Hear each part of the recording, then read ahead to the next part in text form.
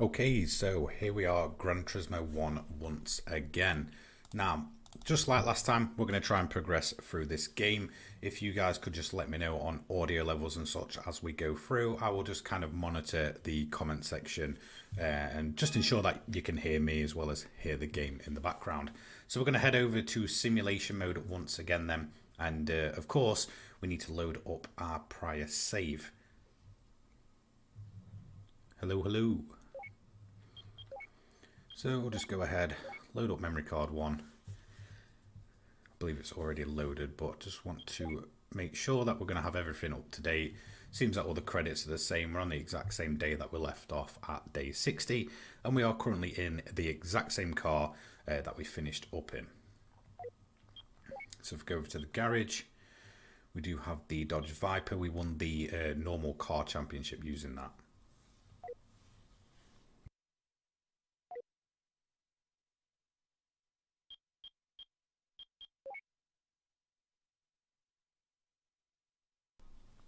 Okay, so just double check that all my licenses are complete. Okay, they're all done. So we have access to all of the events. Now, where do we want to go from here? We could do the Clubman Cup, but I'm not sure if there's any kind of limits. Don't think there is. So I think we're going to start off with the Clubman Cup. We're going to use the Dodge Viper here and hopefully get ourselves a pretty nice easy win.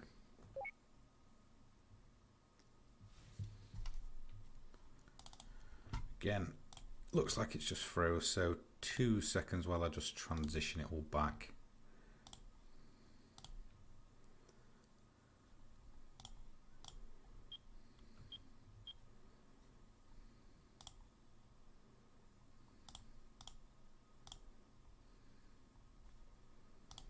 Okay, hopefully that one freezes it. Exact same issue we had last time. It does seem to freeze when we first get in, so again I'll just double check it, just monitor it and just make sure that it moves about. So yeah, there you go, seems to have got unfrozen now. So we are going to do the second championship in the GT League. I believe there's 4 of these. There's only 3 races to this one. We're going to try and get away with using the Dodge Viper, and as you can see we should be able to take a relatively easy championship win here. As you can see, the Viper just much more powerful than almost everything else.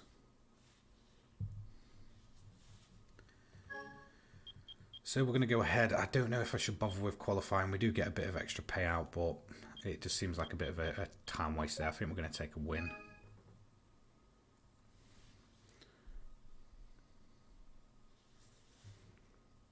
Yeah, so yeah, the video should be working now. Just I'll keep an eye on it, just monitoring it. It seems to do it every single time that I boot up the simulation mode. It freezes up and then just kind of bit of a reset and it should go. So we've skipped the qualifying. We're going to get straight into the race here and continue on as we were.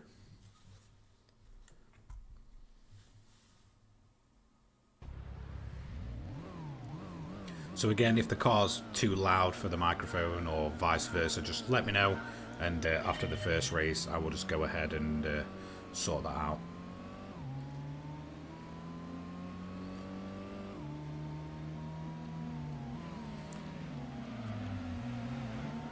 Always a strange feeling coming back to these older titles.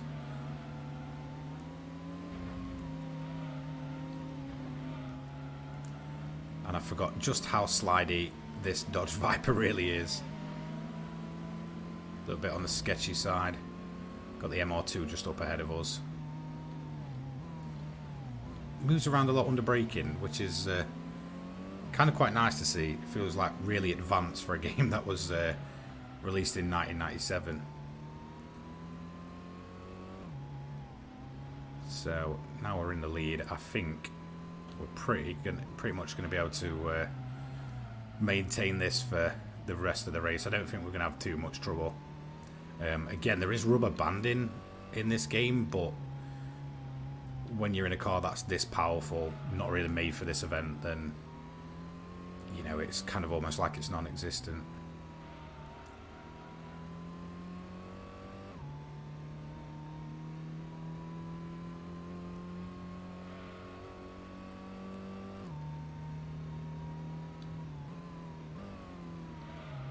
Oh. One thing I definitely notice when it comes to the original Gran Turismo titles is that the weight feeling behind the physics is actually quite good for the time as well.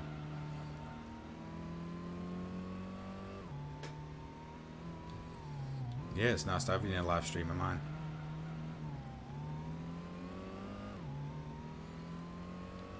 Again, as I mentioned, these should be a lot more regular now.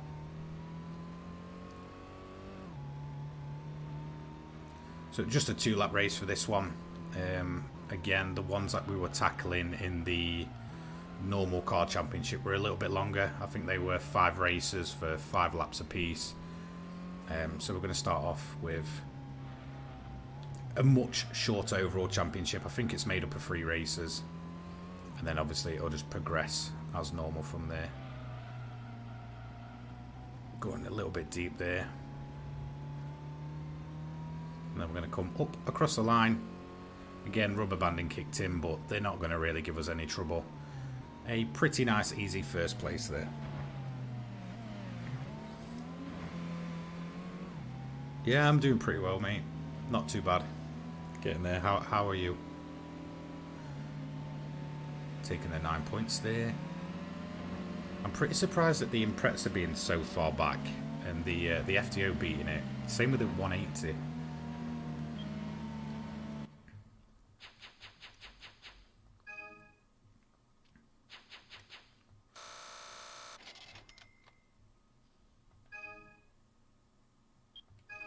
So into the next session.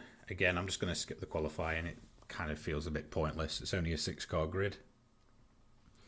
Yeah, I'm pretty surprised it kept up as well.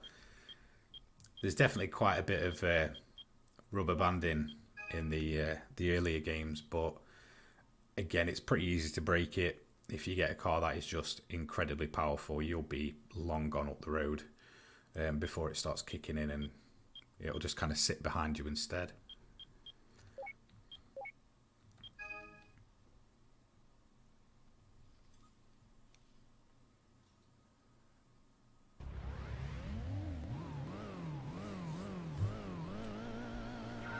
Clubman Stage 5. Definitely a track I want to see again. Route 11, I think you'll probably all know now, I am not a huge fan of that track.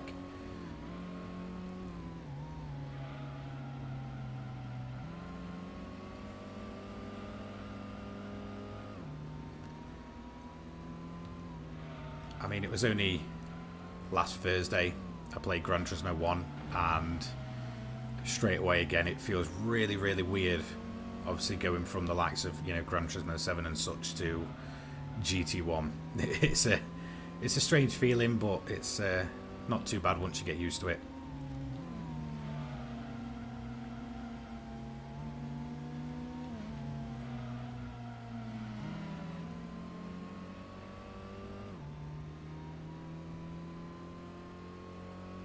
Thanks, Sean.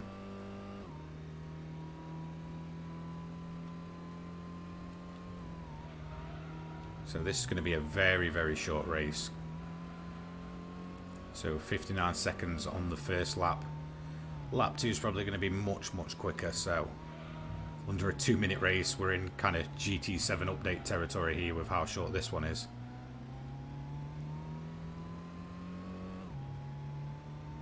Looking like the Impreza's behind us this time, so the MR2 dropping back and the Impreza kind of performing how I would have expected it to.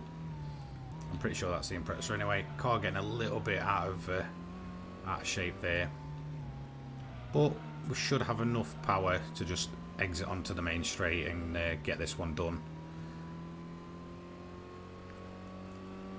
So there we go, once again up across the line, 51 seconds on that final lap.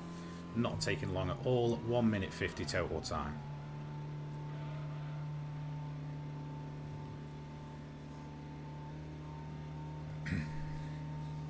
So yeah, the Impreza definitely muddling up the points there. So as you can see, the MR2 dropping back a bit to 10 points. Gives us an 8-point lead going into the final round. So pretty safe to say we've probably got this one in the bag. Another 7,000 credits. That'll do quite nicely. And into the next and final session. Was midfield on GT1? No, I believe that came in with Gran Turismo 2. Funnily enough, there's only 11 tracks in the original Gran Turismo, which I always thought there was more, but it turns out there's only 11. They do have them reversed, but it doesn't really count as a separate track. And I think one of those 11's the test track as well, so...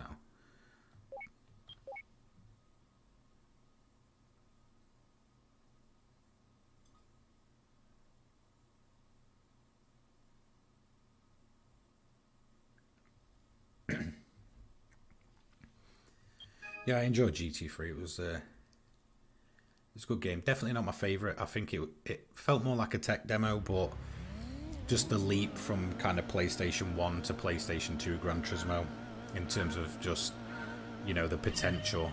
And obviously the graphical quality was just absolutely insane. I mean, for me, Gran Turismo 3, even to this day, holds up incredibly well. Oof, I forgot how harsh the curbs are here at Trial Mountain, so going to be a bit of a longer race, but still only 2 laps. Getting a bit out of shape there. Oh, that big curb kind of helped us around there. Try not to clip the inside of that wall. The Subaru definitely giving us a decent run for our money there. Obviously much better through the corners than the relatively heavy beefy Dodge Viper, but we're going to get out on the big tunneled straight here, over the bumps as well. Something that's non-existent, of course, in GT7 is the fact that you can get air on that straight, so we pulled away a little bit there.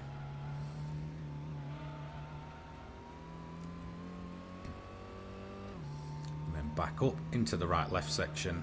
A little bit tricky, but it definitely doesn't feel as sharp as what we see in GT7 either. And then back down the hill, and then this is where, of course, in GT7 we see the biggest change to Trial Mountain, which is the bottom just here. We're going to try and attempt to get some air. I am probably going to end up in the barrier, but at least try and have some fun with it. So there we go, we've got some air, and we caught it, so not too bad. We'll probably get that position back on the Subaru. I just wanted to have a little bit of fun with it there. So back into sector 1. Subaru's definitely going to be stronger through here, but not by much. We just kind of bumped him out of the way. Again, car really heavy, just wanting to break away at the rear constantly. As soon as you put the brakes on, it's kind of just no response. It's kind of brake on, brake off.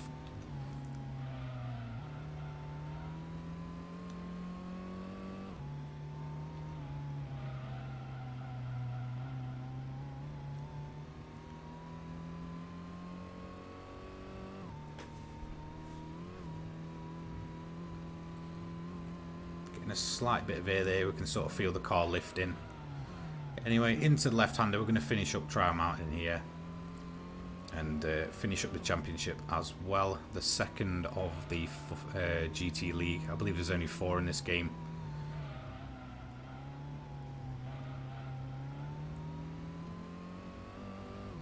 Definitely a bit of rubber banding going on with the Subaru there.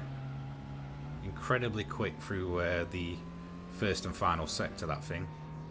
But breaking away a bit there on the straights. Get ourselves into... I'm going to try and be a little bit more sensible with it. I say sensible, but okay, we made it through in one piece. And there we go. So yeah, definitely a really fun version of Trial Mountain. I absolutely love the original version. You know, catching air on that final bit. Incredibly risky, but looks extremely cool. And there we go, maximum points from that one. 27 points. Way ahead of everything else. We've got the... MR2 and Impreza on level points there.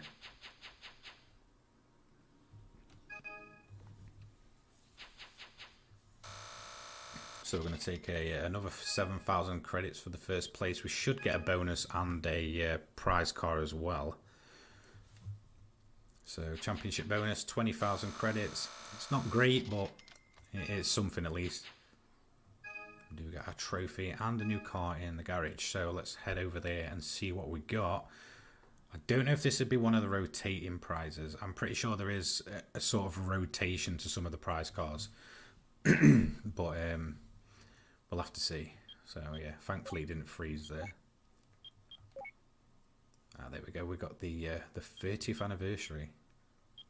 Don't know how much use we're going to get out of that, but pretty cool car. We've kept the Mirage, obviously the starter car that we used. We do have the Impreza sedan there.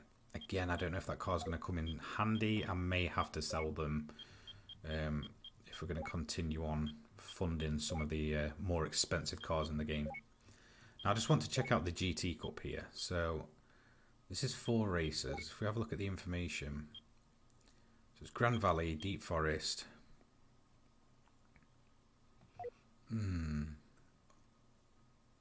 So by the background of that image, we've got what looks to be a Supra and a Mazda. So I'm assuming they're going to be a step up from what we saw last, but we could probably still win it in the Dodge. I might have to tackle this, and then that's 3 of the 4 GT League done. Yeah, the final one's obviously the race car, so we might be able to actually win this. We'll just check it out.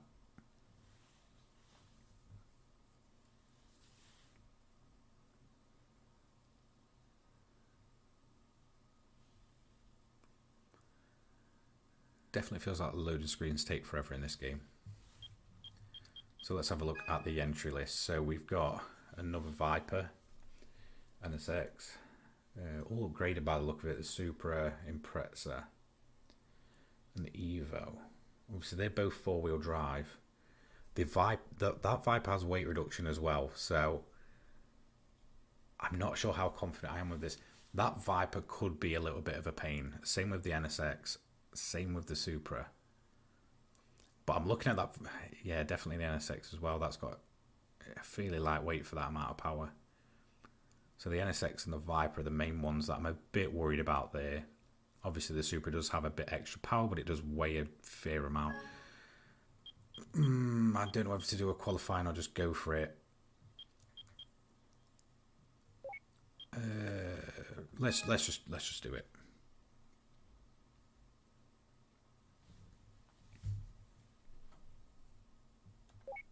So we're going to go ahead, get it started, and we'll kind of see where we're at. I have a feeling we're probably going to be absolutely battered during this. I am not looking forward to this.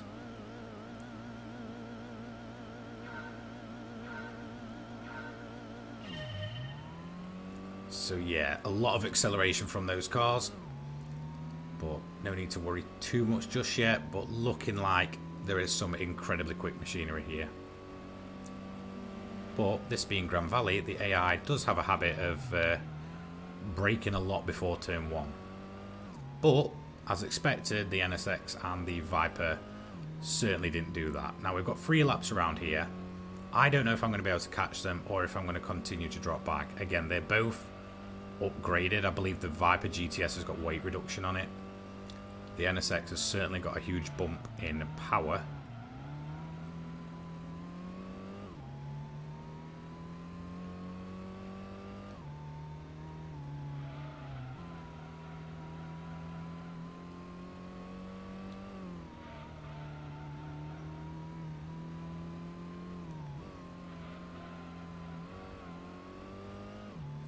So we're keeping a steady gap. I think maybe if we get to turn 1 and they really mess it up like the AI typically do, we might be in with a chance here. The Viper's definitely kind of clearing off. Another tricky section. Sometimes the AI will make mistakes around this bit. I know I certainly will. So you come flying out the tunnel into a left-right, and we're going to be up in the wall there.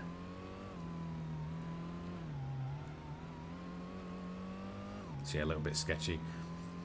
So definitely looking like that Viper is now beginning to clear the NSX, and we're not really gaining on the Honda either, so this could be a little bit of a problem. We may have to just kind of back out here, possibly throw a few upgrades on the Viper we have.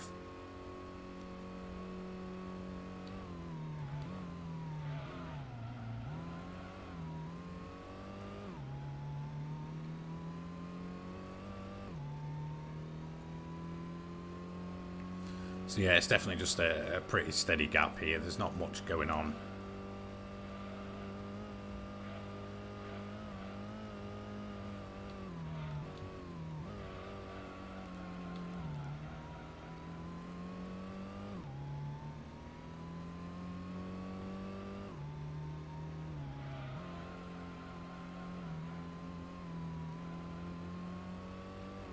Okay, we are catching a little bit.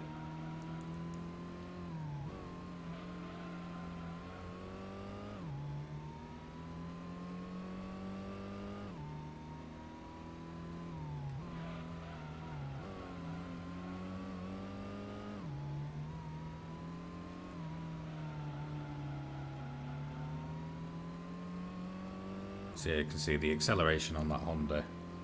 Pretty ridiculous. Back through the tunnel again.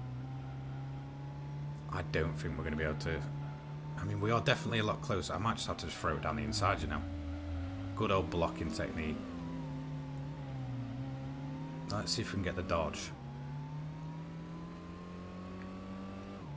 Now, looking at the gap we've got here, none of the other cars are really going to be testing the Honda or the Viper. So, we're definitely going to need to try and sneak a...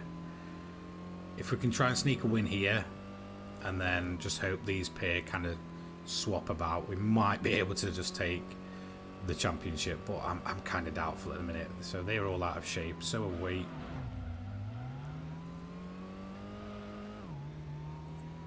Now, we had a really good first couple of sectors, but I'm not quite sure if we're going to be able to repeat that.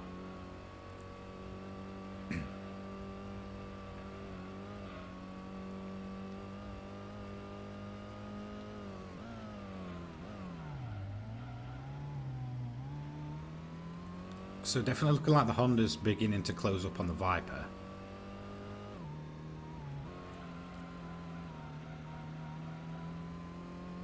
So the Viper dropping back here towards the end of the race. Let's see if we can try and get it down the inside. We're just going to throw it in if we've got enough room. No, we're not close enough this time. I was hoping to just kind of bounce off the Honda there. And once again we weren't able to do it, so the Honda beginning to pull away there. So a little bit frustrating. I don't think we're going to manage to get this in the final few corners. Looking like we're going to have to put a few upgrades on. The Honda getting a little bit out of shape there. So was the Viper.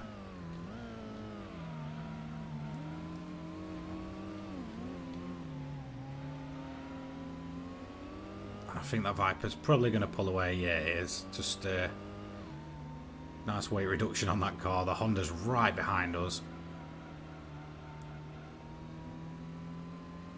So we might have to use the Honda as a bit of a nudge here. Yeah, it's definitely going to close up on us. Okay, P2. I am not confident that we're going to win any of these races. So hopefully the Dodge, in an ideal world, will have the worst race of its life.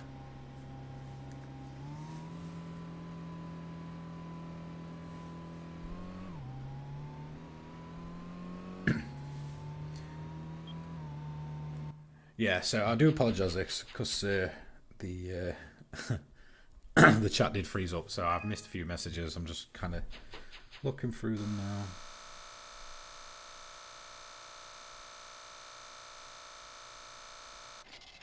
Yeah, spin them out. Yeah, it's not...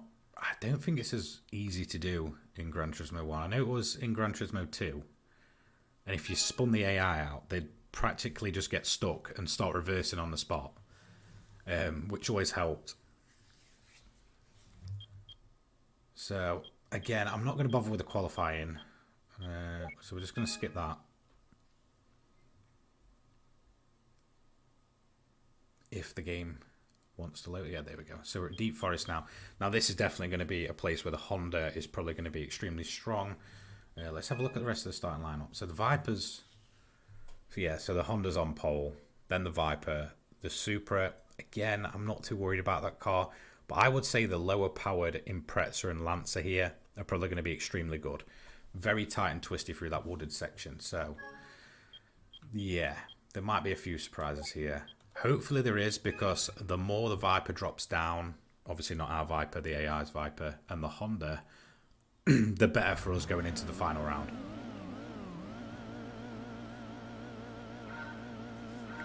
So we know we're going to drop back on the start. That's a given. As you can see, the Evo and Impreza there getting away pretty well. The Honda also getting away what seems very well.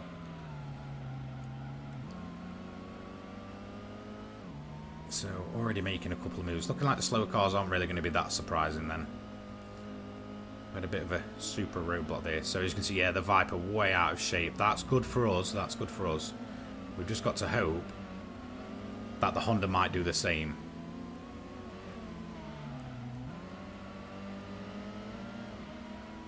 Obviously 3 laps of Deep Forest is going to be a much shorter race than what we saw with Grand Valley. Try and get it down the inside here, which we have. The Honda just kind of disappearing up the road. I don't think we're going to even have the top speed on that thing anymore. But if the Viper keeps making mistakes like that and it drops a few points, this could be good for us.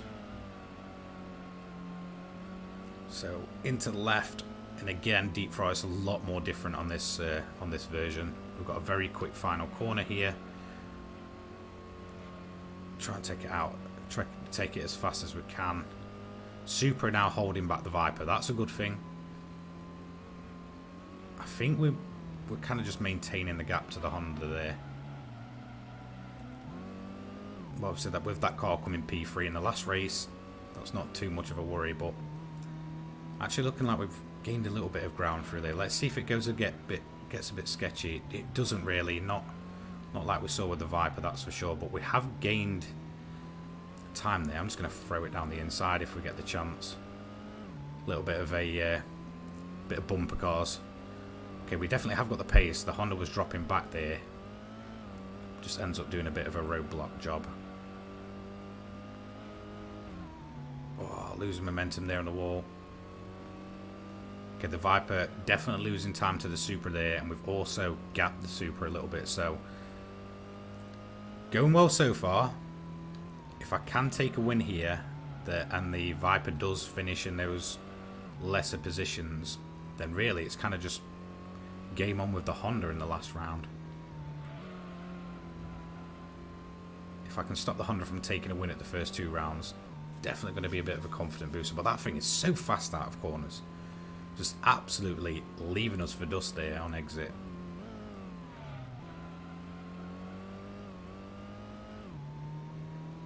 Yep, the Supra definitely doing the best thing for us at this point.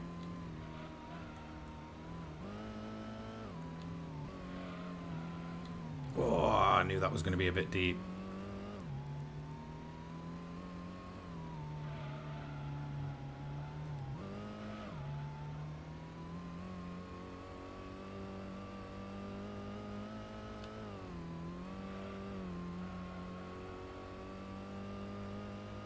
Let's see how quick the Honda is out of there. Okay, a little bit quicker than last time, so not really closing the position. Supra's still doing a good job for us, so we're just going to try and maintain P2 here. I don't think we really have a chance of catching up to that Honda anymore. So it's definitely game on in the final round there, as I believe that may put myself and the Honda on level points, or it might actually put the Honda in the lead of the championship, but at least the Dodge coming in P4 there.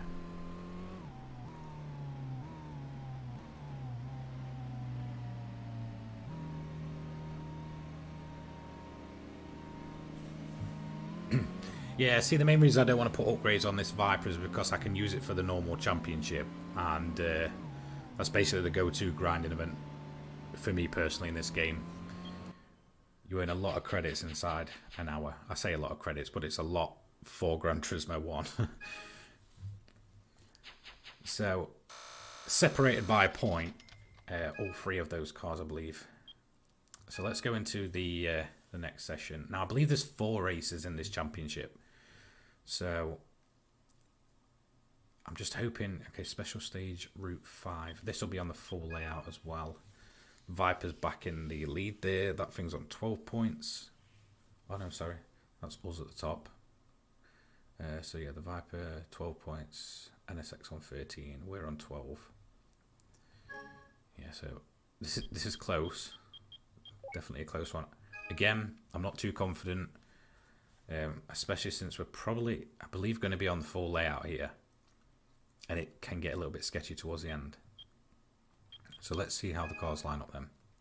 So the NSX taking pole, Viper, Supra, Impreza, Lancer, and then us. So the exact same that we saw at Deep Forest.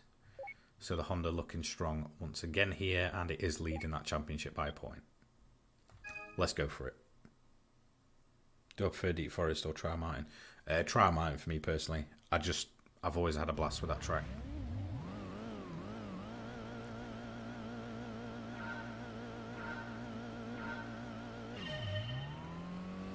Okay, so once again, we know we're going to be off to a slower start. We need to hope that something happens here that kind of messes up the AI. But that Honda really taking a big lead there from what I saw into turn 1. That thing's going to disappear. A lot of bumps here that are probably going to upset the Viper.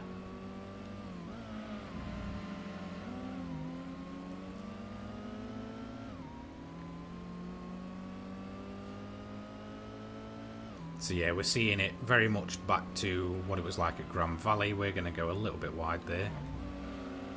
We just need to try and get past some of these slower vehicles and start getting a move on. Now let's see how the AI get through here, because I hate this corner in sketchy cars, but everybody through cleanly. The Viper almost making a move there on the Honda. Losing a bit of time doing so by the look of it, because now the Supra is beginning to gain up there. Supra bouncing off the wall again. I was hoping the Honda and the Viper would do that, what the Supra just did with bouncing off the wall, but looking like they got through cleanly. But we have closed the gap up there. Again, this is pretty much a three-way battle for the championship. I realistically need to take a win here, but as you can see, we don't have the straight line speed. The main thing we're hoping here is that the AI do typical Gran Turismo AI things and just kind of slip up.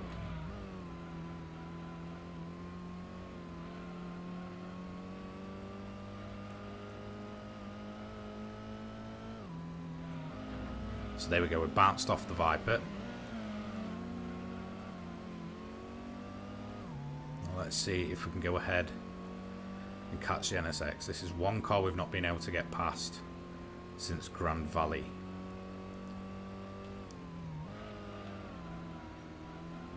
Definitely a lot slower through there, but again, it's just going to be what feels like a huge car. Getting a little bit sideways, same as us. Viper catching back up as well. Looking like the Supra might be getting involved, so we are ahead of the NSX now. We're into P1. Catching the brake button there. Looking like the Supra's in the mix, so let's see if we can try and force a bit of an error with the AI. Try and get the Viper to maybe bounce off the walls a bit. And it is. The Viper's pretty much crashed out there. All being well, that thing drops back. That will put it out of the points running.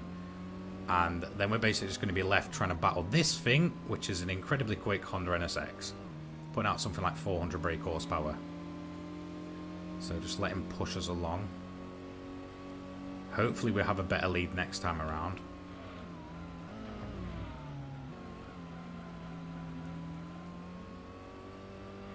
So the Supra, that would be an absolute blessing if it makes the move. It's already overtook the Dodge, with the Dodge having that off. Really, we need the Supra in P2, and then to hopefully not make a mistake in that final sector where it did on lap 1. This could put us in a good position for the final round. I believe there's 4 rounds to this one. Little dab of the brake there. So we're just going to try and keep it as clean as possible.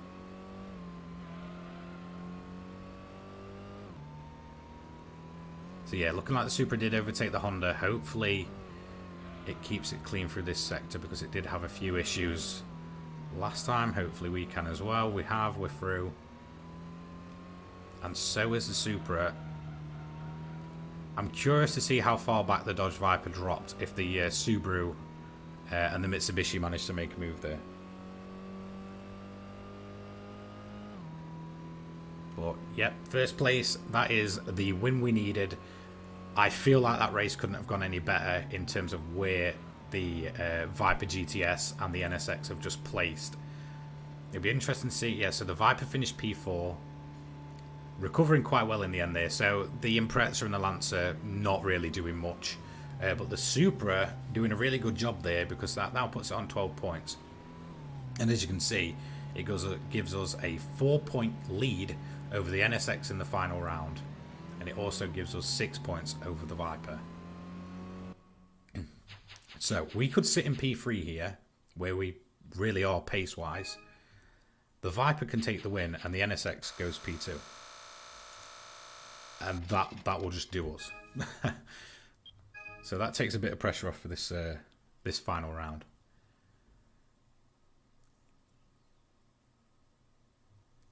So again, we're just going to skip qualifying. We don't really need it. It's just kind of pointless. We do get a bit of extra payout if we do it, I believe. But okay, so we're at Trial Mountain here. Let's have a look where the cars are starting. So the NSX once again in P1, we've got the Viper GTS, the Supra, Impreza, Lancer. So really, it's only been Grand Valley where the Viper's been very, very good on pace. It was pretty quick at the at stage 5 there. Sorry, Route 5.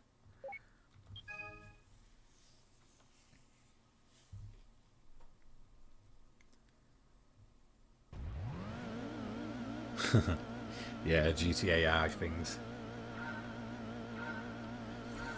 Okay, 3 laps, Trial Mountain. Let's go. P3 should do it. As long as the NSX drops back. The Subaru there, looking like it was going to make him... Okay, so they're incredibly slow. That's going to hold us up. Rolling roadblocks there. So it's looking like the Honda might have done a bit of paying the competitors to try and rig the race. But we know the Viper's strong here. We could do with the GTS just making the move on the NSX. Down the back straight, it has a lot of horsepower. It's an incredibly quick straight line car. Just go for it.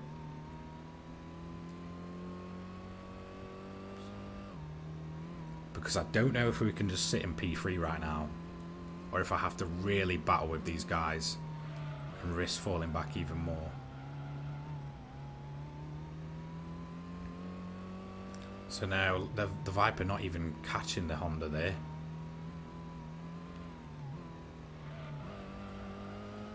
So it looks like we're going to have to try and at least get past one of these guys, just to be on the safe side.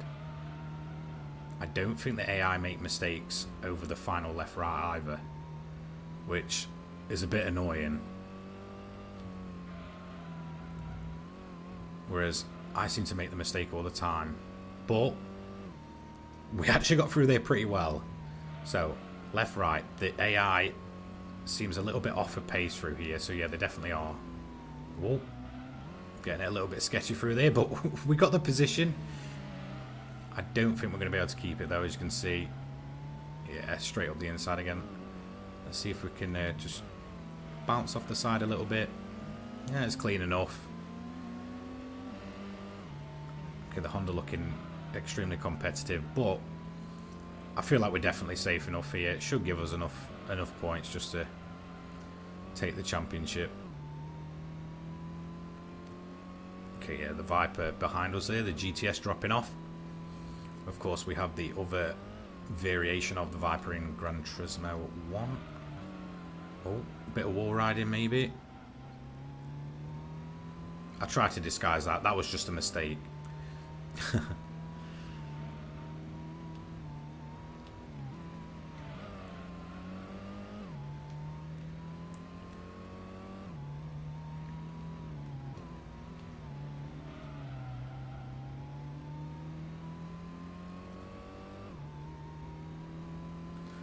I wish racing modifications had come back as well. I mean, they do exist in a sense. That'd probably be Polyphony's excuse that, well, there's a livery showcase place now and customizable parts, but, you know, it doesn't really change the car too much when it's terrible on fuel.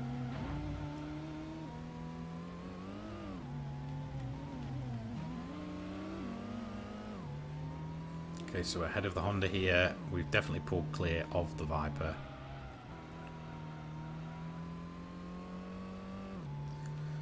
So whilst we may have been probably, what, the 4th strongest car on this grid, it is looking like we're going to take this championship with relative ease at the end. Grand Valley definitely had me thinking we were in trouble, but things have definitely got better from there.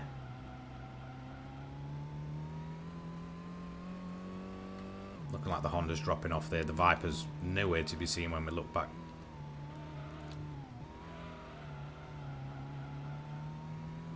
Definitely an incredibly heavy car. You can really feel the weight on this thing.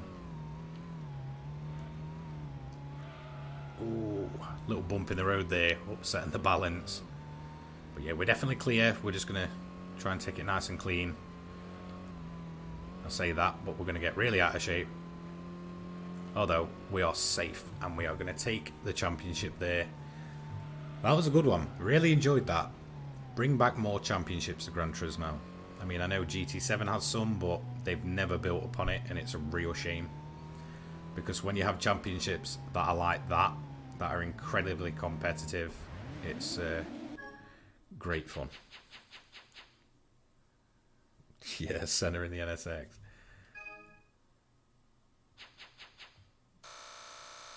So we take 10k there. We're going to get a bonus as well and a car.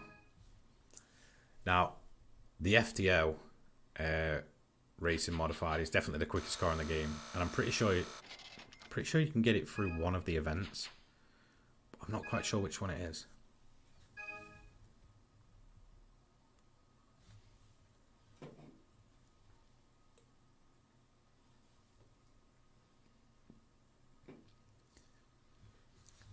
Whenever I see a black screen in this game, it really worries me that it's going to freeze. So I'm just going to save it. I don't want to lose the progress of those 2 championships.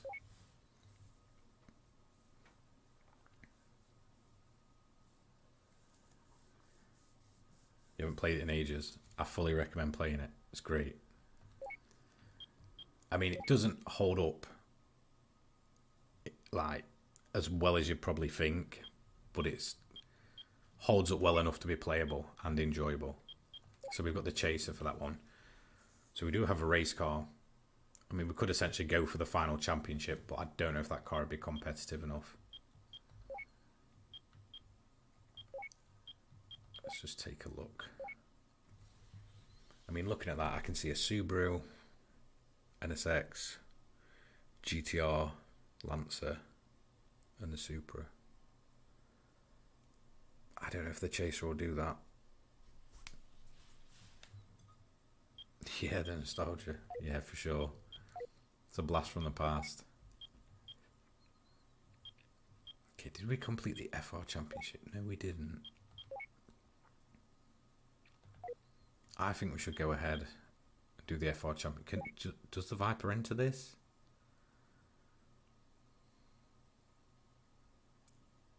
It does.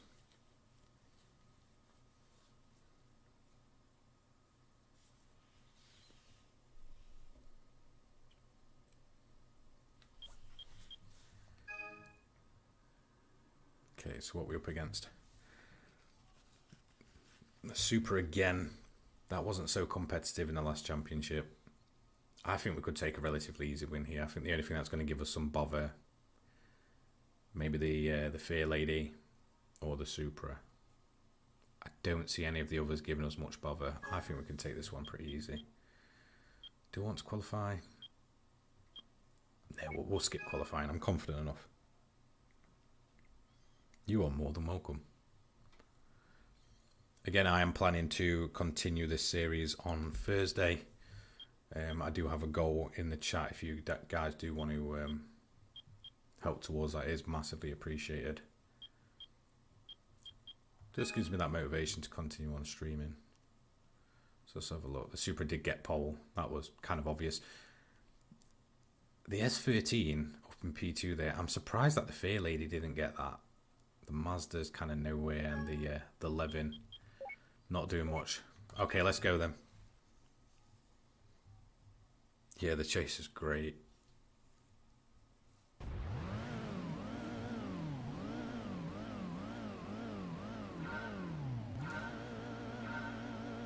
So let's see how we managed to get away off the line here. So not too bad. Levin dropping back the Mazda. In fact, everything dropping back. Even the Z. And the Supra, well, yeah, it's not going to give us much of a run for our money. So we're on the east reverse layout here.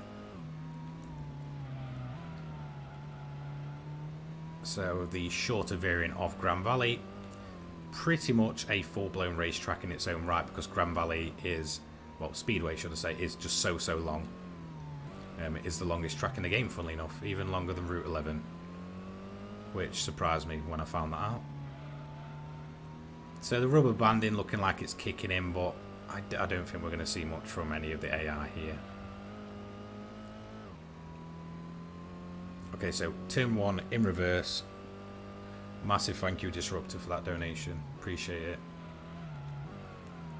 Turn 1. Getting a little bit out of shape there, but it's smooth enough, smooth enough. We're keeping that lead.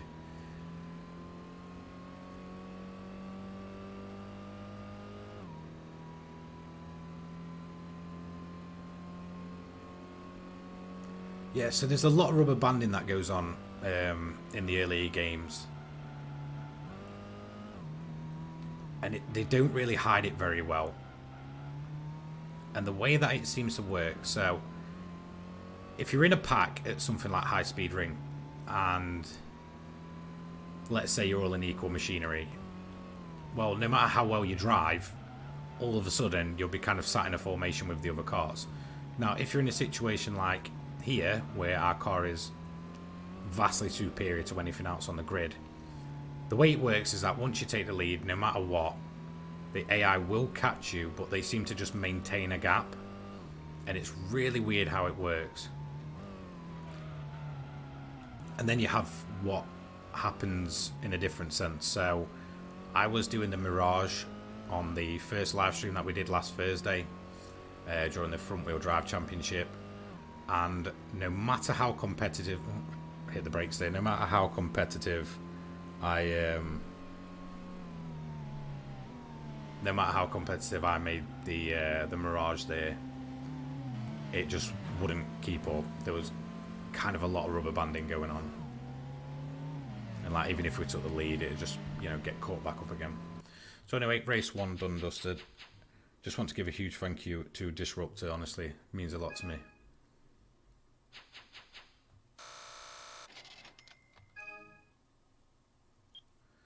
So next session then. I don't think we're going to have much bother here. I think this is it. This is an easy win. Then we've got 3 championships in a row done. Thankfully not getting hung up like we did last time. Just to mention the FF Championship again. That thing, incredibly difficult. Mainly because I was using the Mirage, but it boosted up the AI to the point where, like I mentioned, I was putting weight reduction on, clutches, extra power, and we just couldn't win it. And in the end, it took a little bit of luck, you know, some bouncing off the AI to kind of take that one. So that was definitely the hardest championship. I think I got caught up on that one for what felt like almost an hour before we really got going. But my main strategy when it comes to Gran Turismo 1, get all the licenses done first. Get through to the point where you can save up and buy any of the Dodge Viper variants, the road going ones, and then go and take that car to the normal championship. So the normal car championship. The reason for that is because the Dodge Viper is pretty much going to be the best car to do that with. It's got a lot of power. It will overpower everything else. It's a little bit on the long side, but if you end up doing the qualifying and the races, first place in all of them, you will take away around about 400,000 credits, which is a lot of money inside an hour in Gran Turismo 1. So that was really the strategy. Of course, that's what we did last time around. And if I ever need a boost in money, I'll just go ahead and take this car, obviously, back into the normal car championship.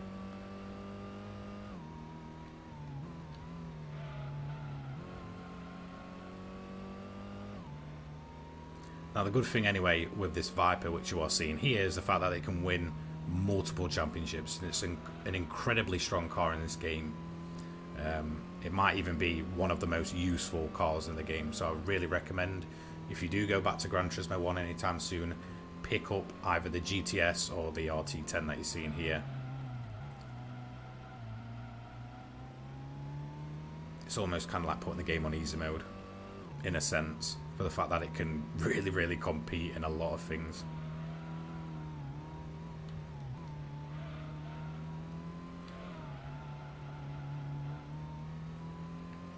So again, the rubber banding, I believe it's the Supra that's behind us. It's just allowing it to maintain its position. It's not really going to catch us or overtake us unless we make a mistake.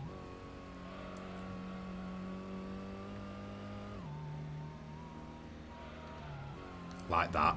So bouncing off the wall there. It's probably, is it? No, it's just going to maintain position. So as you can see, it's not really putting up much of a fight there. It's not even really closing up whatsoever. Getting a little bit sideways there once again.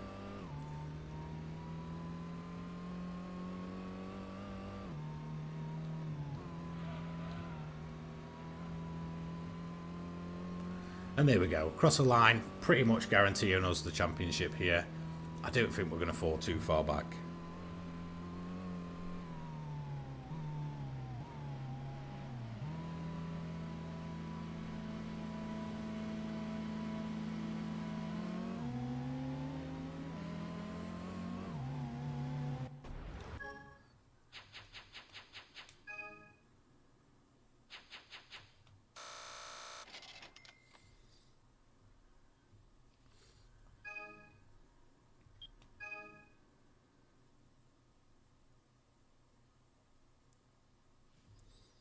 Why is my channel called what it is?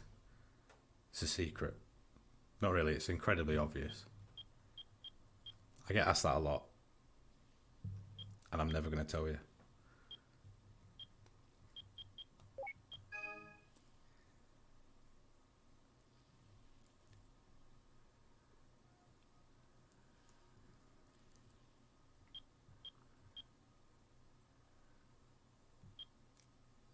So let's just check this starting lineup. Yeah, Super back up there again. Full layout of Grand Valley.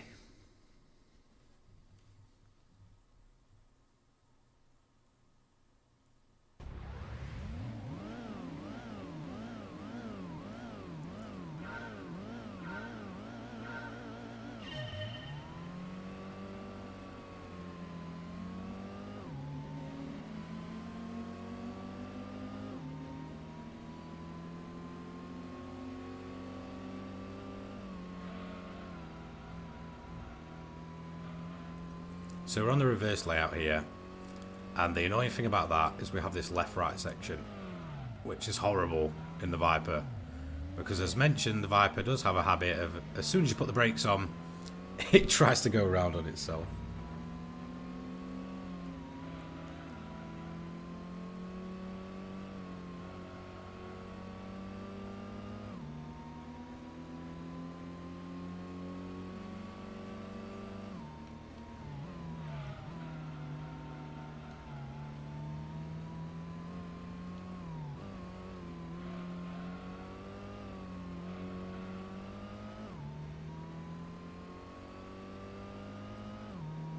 Yeah, massive thank you, Antonio.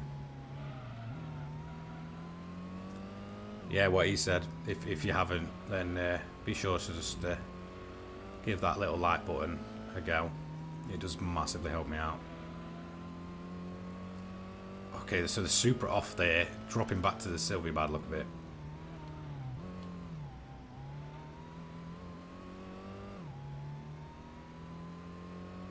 Yeah, I'm the same. I really like Grand Valley, but it's one of the tracks that I don't know. I've never enjoyed the reverse as much. I feel like it was set up so well for the kind of standard way round that when you do it in reverse, the corners just feel a bit off.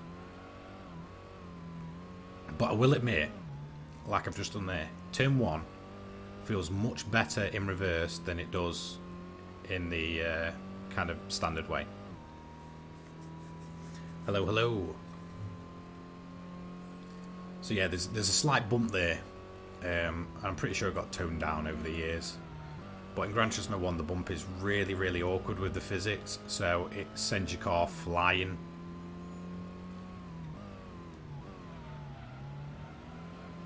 So, just getting it sideways there.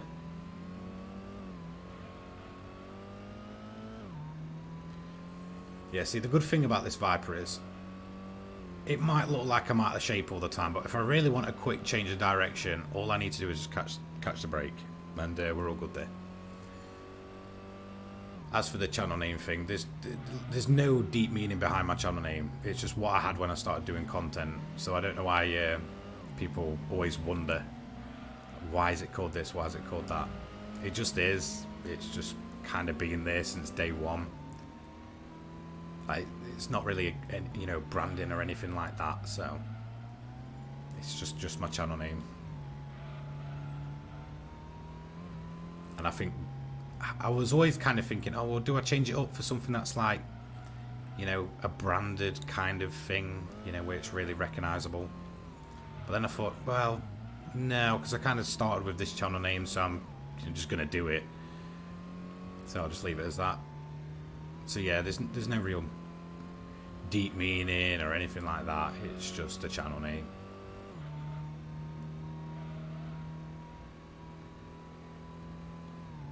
Yeah, the original physics are good for drifting. Almost dipping it too much into the gravel there and going around, but we recovered, and that's going to be another championship completed.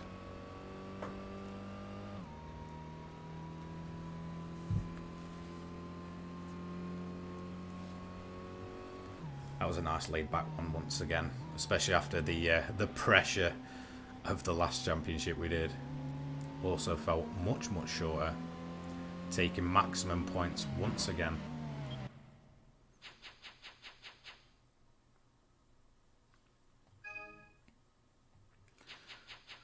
$5,000 credits. Wait, that's the bonus? Or is that just for the win? Surely, wait. We got a 5k for winning. Oh no, here we are. Okay, 10k. Still not great, but I thought we got 5k for winning the championship then. I mean, people can complain about Gran Turismo credits now, but it's not really that much better in the original. I get the prices are different with cars and stuff. I honestly feel if Polyphony just lowered the price of cars in GT7, the complaint about credits would be almost non-existent. It's just the fact they put everything else through the roof. So we're just going to quickly save that again.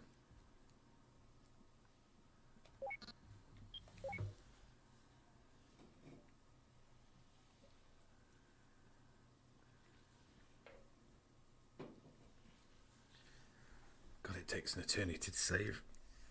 There we go. Okay. At least we know we're not going to lose progress. 530k. We haven't bought another car since we got our hands on this Viper. Which is nice. Let's check out this other prize car then. Select. There we go. Pretty cool car, that. I always really like the fact that it's kind of just a mash-up job. It has a little ducktail spoiler on it by the look of it as well. It's probably not supposed to be a ducktail spoiler, but it just kind of looks like it.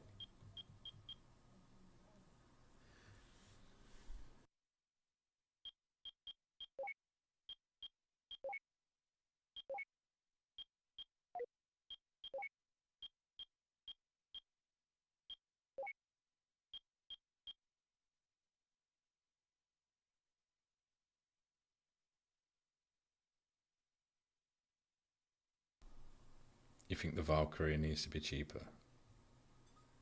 Yeah, I think most cars need to be cheaper. I get their whole idea is to do kind of like real world credit prices, but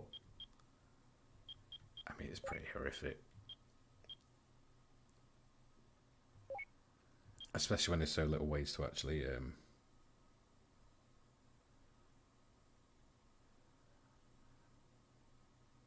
yeah, if there was... just lowered the prices, it just reduced a lot of the complaints. So I'm just thinking now... I don't know if to go for the World Cup there, or... I'm trying to remember how we get the FTO race car, because that thing is extremely good. And I cannot remember for the life of me. I'm pretty sure it's one of these that award it, or is it one of these? It's not that one. It could be that one. Because that's going to be extremely useful when it comes to Grand Valley, All Night, and All Night 2. As well as that final.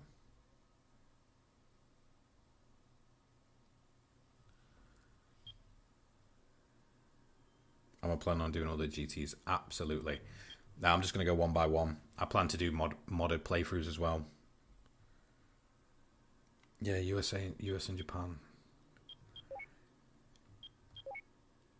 So what's that? 5 races.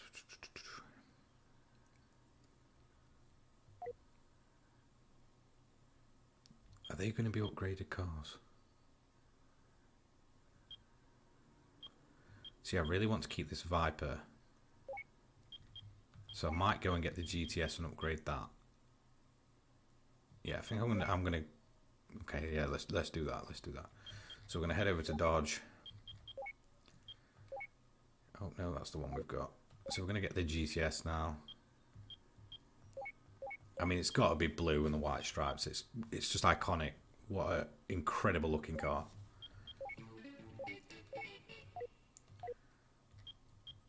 Okay, so let's tune it up.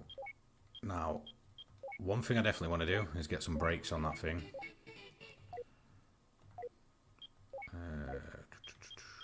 Tires.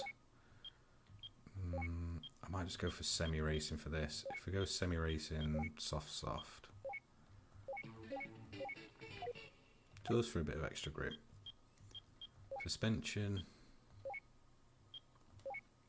I'm going to go for semi-racing.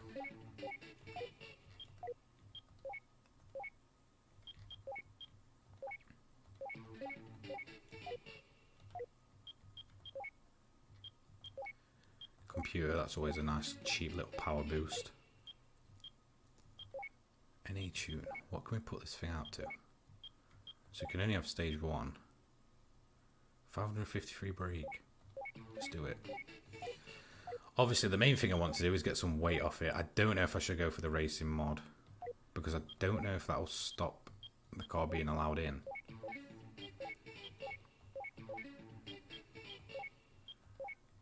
Can anyone remember that? Yeah, it doesn't matter if you're wrong. I'll find a way to get that FDO race car. I can't remember if I put racing modifications, this is going to change up if the car can enter road car championships.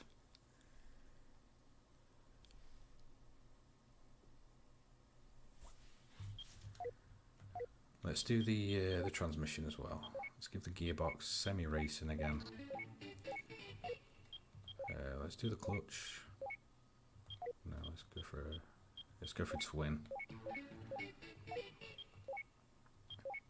Semi-racing flywheel, and then drive shaft. Okay,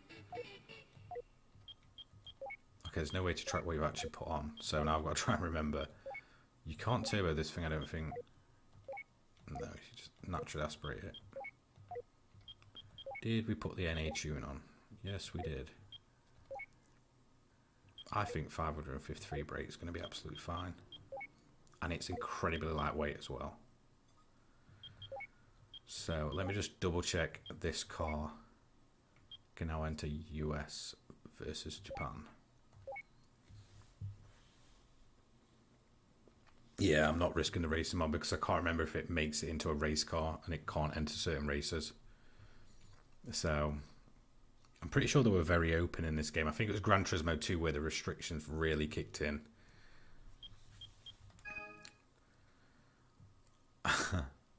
Okay, that Rally Edition. Okay. Okay, so these are all racing modified now, apart from the concept car. So it looks like we can. So thanks for that, because I'm going to go back and racing mod it.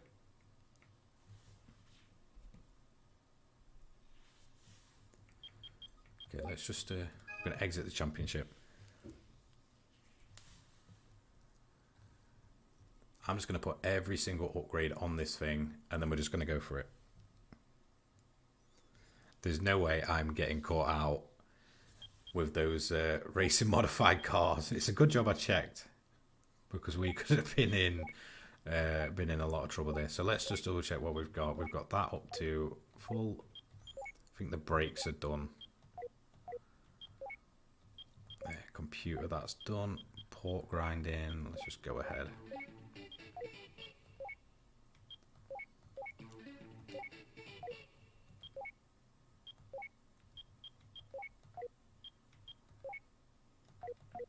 Okay, so everything on the engine's done. The gearbox, I think we're on semi-racing, aren't we? Okay, let's just... Okay, we'll just go racing. We've wasted a few credits here, but doesn't matter too much. Let's get the triple on then. Flywheel. Let's make it racing. Turbo we can't do. Suspension I think we've already done. Oh, great.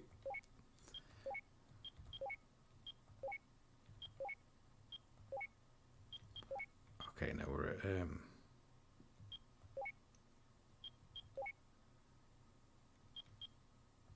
let's just go for it. Not too worried about them. Tyres. Well, if we're going up against racing cars, we may as well just go racing soft and soft. And then all that's left is racing modifications. Blue or red. I feel like the red's the more iconic, whereas blue's the more iconic for the road version. Yeah, let's... I don't know, the blue looks really nice. So let's just go red. 85k. And there we go. Now, is there a way to tune the car whilst it's in the garage?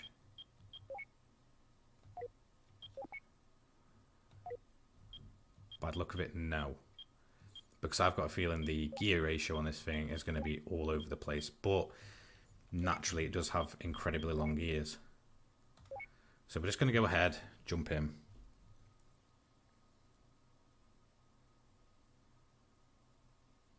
I mean, there's a lot worse examples than that when it comes to credit prices. I mean, there's probably so many I can't remember off the top of my head. There's a lot of pretty crazy ones. So let's look at the entry list. Okay, so it's very much the same as last time, but we do seem to have the best car here. The Impreza might be pretty good. The R32. I mean, I'm not too worried about that Corvette. The AI will probably crash that. Now, I've got to try and remember how to set this car up in this game, and I cannot remember for the life of me.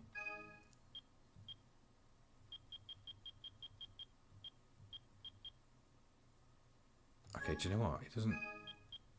Yeah, okay, it's set itself up pretty well, actually.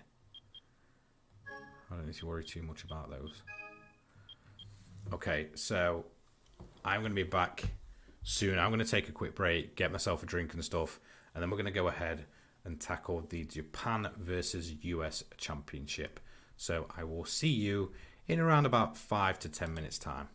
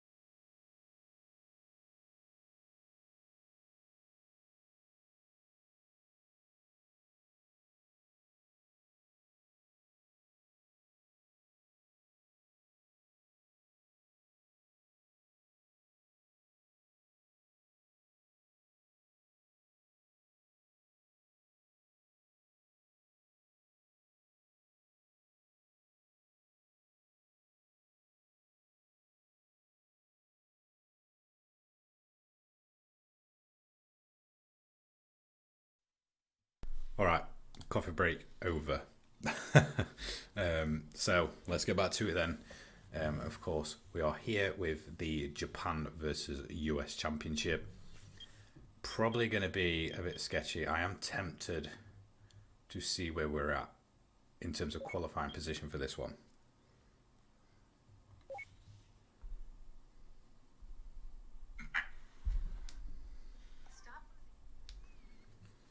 So let's go.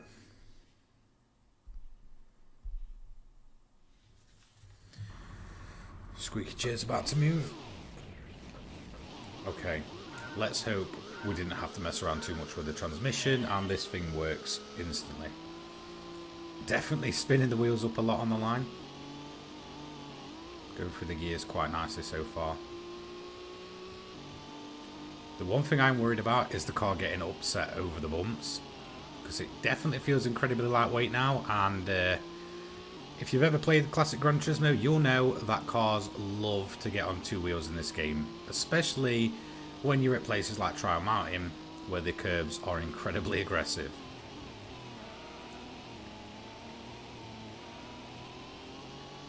So here we go, let's see if we do end up getting any air. I don't think it's going to be too bothersome on the reverse layout, a little bit of air there. Usually on the standard layout, you can get a big amount of air off of that second bump. But the car's behaving. That's what we want it to do. Oh, I say behaving. Bit of air there once again.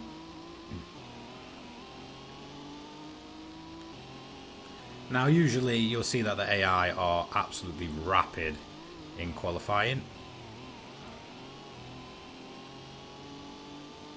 So I've got a feeling we're probably right at the bottom of the list there.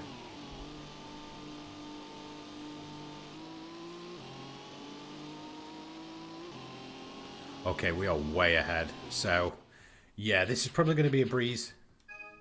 And hopefully, if that comment was right, we will end up with the FTO after this. If that comment wasn't right, then it just doesn't matter. We'll keep on grinding. Again, don't forget we do have the goals for this stream. I am looking to stream again on Thursday to continue this series. More than likely, after tonight, it's going to be the longer endurance races. So let's get race one on the way. So four-wheel drive on that Impreza, absolutely insane. That thing shot off. It was like a rocket. But we're going to catch him pretty easily there.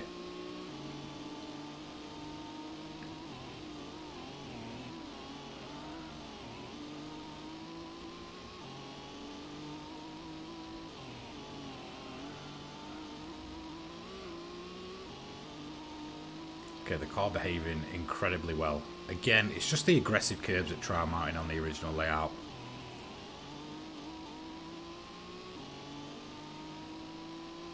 So we're pulling out a fairly nice lead. We're going to get a slight bit of air off this part here. Not too much that it upsets the car, but it's mainly, from what I noticed in qualifying, the final sector of the reverse layout is really aggressive on both the curbs and the actual air you can get off of the road. So car getting on two wheels almost everywhere. So here's going to be a bit of air. Wasn't too bad. AI getting through there much cleaner.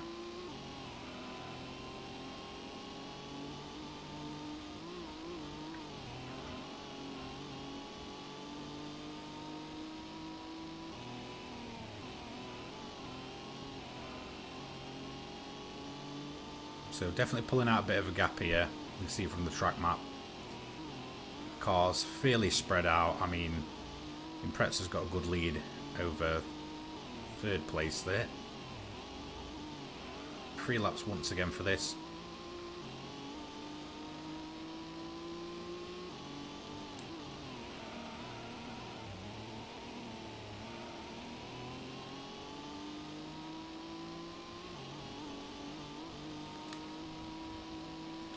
Yeah, very low top speed. Very, very low top speed.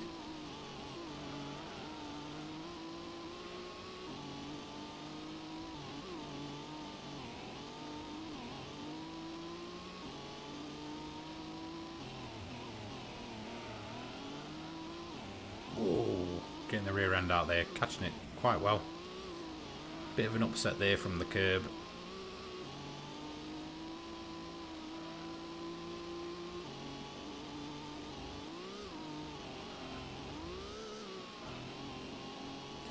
Now, I'm not sure if once we've completed the events and such, do I want to go back and get gold on the license tests? It was something I did when I originally started this series last year, but considering how long it takes, I don't think I want to put myself through that stress again. But that is the one way we can get the Dodge concept car, which is just pretty cool to see. The other awards, I believe, is the Nismo 400R, and I want to say the TRD 3000. Which, honestly, I wouldn't say they're necessarily worth it that much.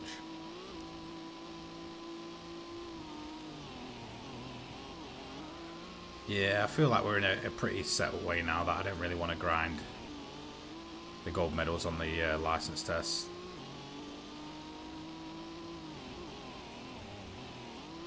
I've already done it once during my lifetime, and I feel like that was enough.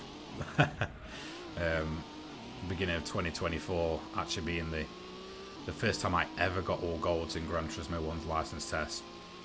The one that I'm still yet to ever get every single gold on, I believe, is Gran Turismo 2. All of the others I've done at some point, but Gran Turismo 2 has some of the most frustrating license tests I've ever seen.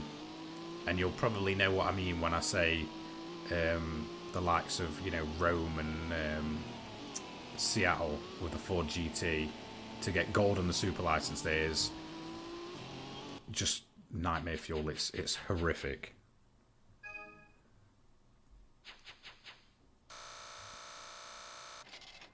So here we go, another nice little chunk of change into the next session.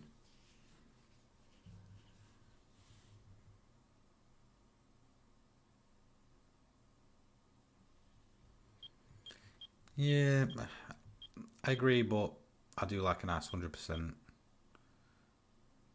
So I don't think I'm not going to qualify. We know that the car's got plenty pace to be winning.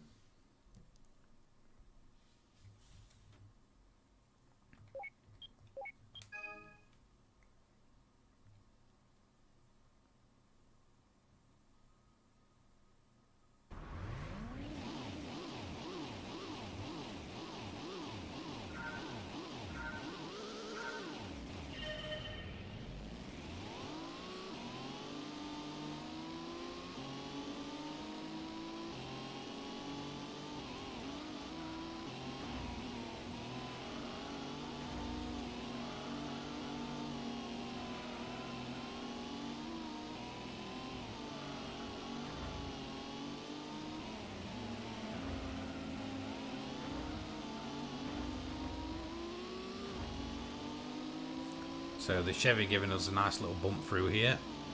In fact, that thing's looking incredibly quick.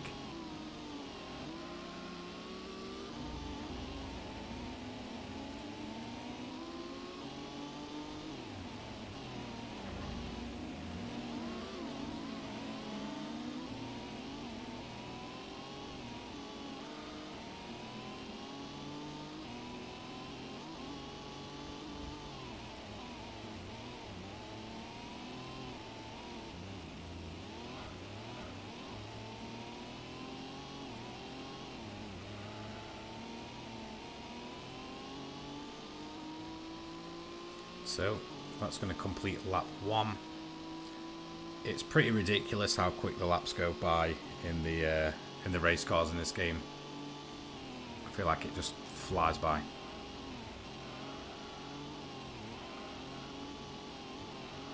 Now we're definitely not pulling out the gap we saw at Trial Mountain, but the good thing is the Subaru's dropping back. That Chevy incredibly quick round here.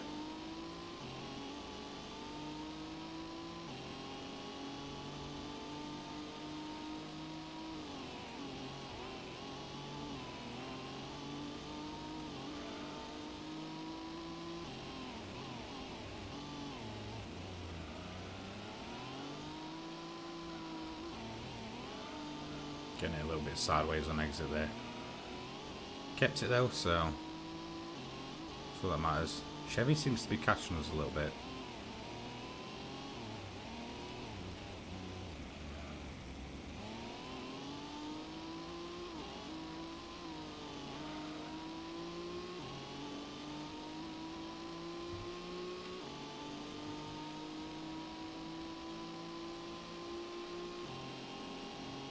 Just dropping back slightly on the straight there.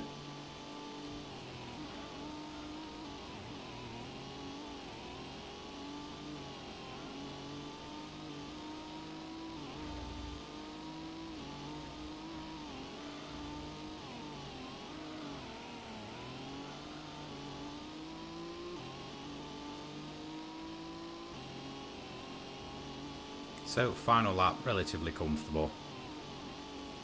Not sure how many rounds it said we had. Can't remember if it was either 3 or 5.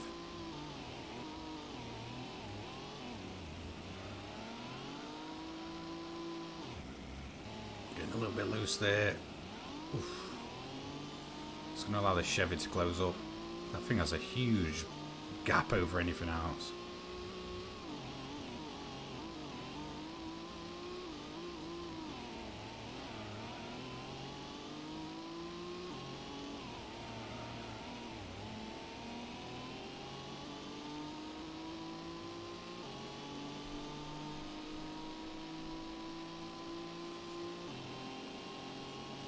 There we go, another first place.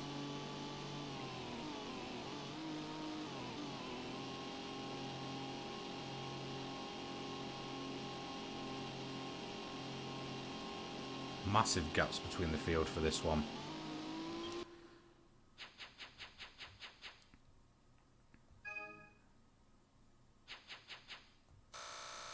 Another 10k for first place there.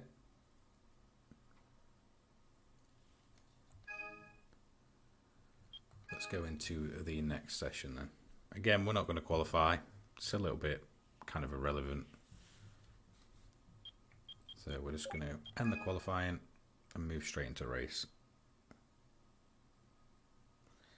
Is a concept car on the grid the Dodge? I believe so. I'm pretty sure that.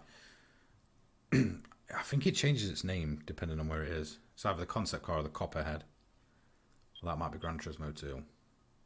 But yeah, the Dodge concept car is in the game. It's the one car that's classed as unobtainable. Unless you get it through the gold medal on B license. So, high speed ring. This one's probably going to fly by, and I'm probably going to end up in the wall about 500 times. So yeah, there we go, look. Concept car, it just doesn't really stand a chance. I kind of feel for it. The Lancer, absolutely nowhere. The Chevy not looking as quick here.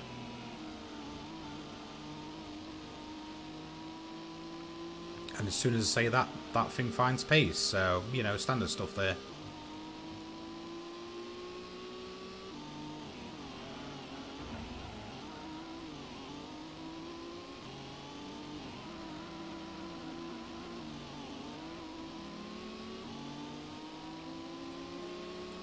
We're going to try and get past the GTR here as we come around to finish up the first lap.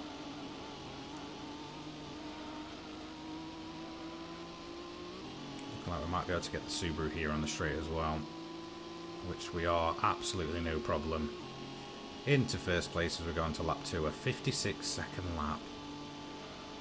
I can kind of see why the updated high speed ring for sure, just to make it that bit longer, because it'd be an incredibly short lap if we had this layout on the modern race cars.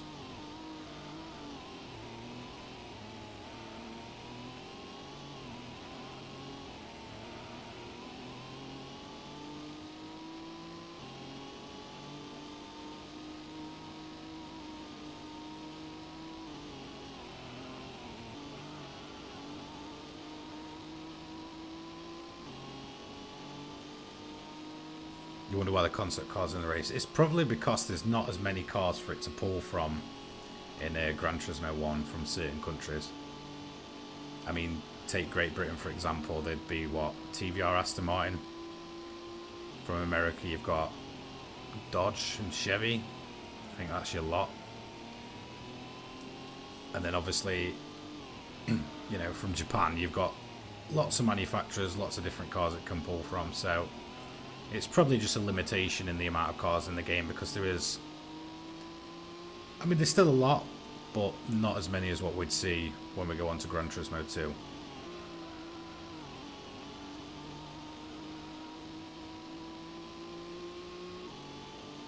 And there we go, high speed ring.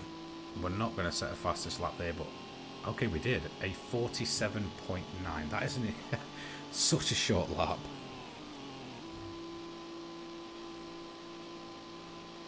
Oh, the Corvette performing well in the end there. Concept car absolutely nowhere. Yeah, GT2 did have a lot of cars. I remember being blown away.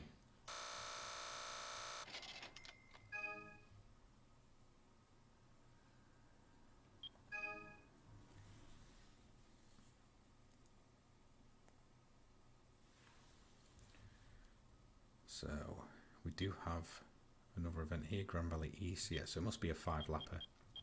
So again, we're just going to skip the qualifying.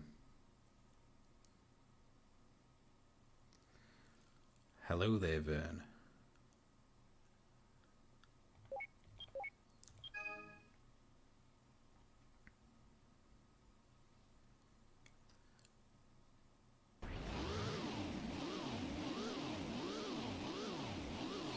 So that poor Dodge concept car is probably going to drop back in an instant.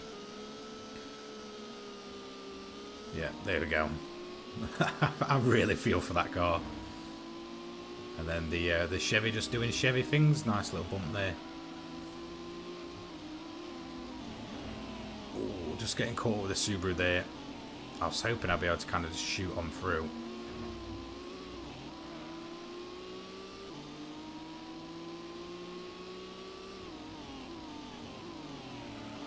Just going to throw it up the inside, get it a little bit sideways.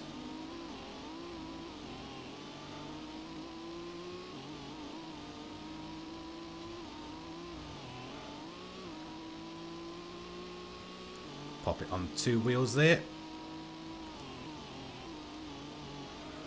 Into the final corner. Obviously on the east layout instead of the full.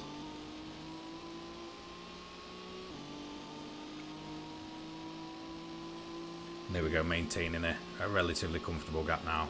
I don't think we're going to have much problem off the rest of the field.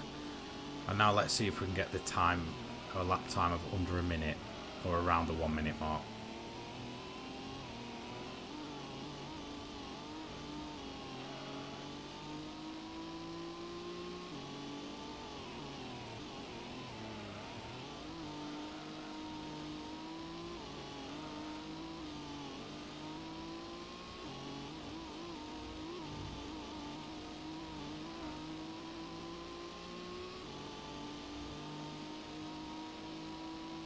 Absolutely how Grand Valley should look.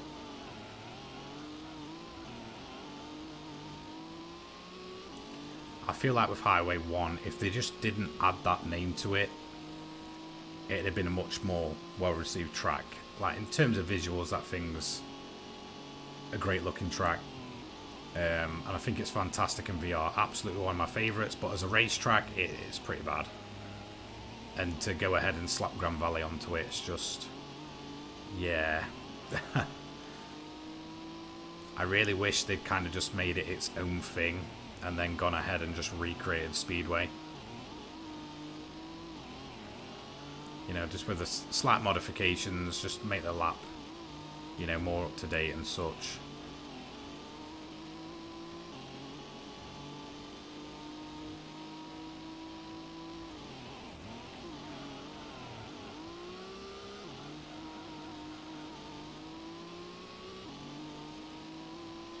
Very easy win there for us.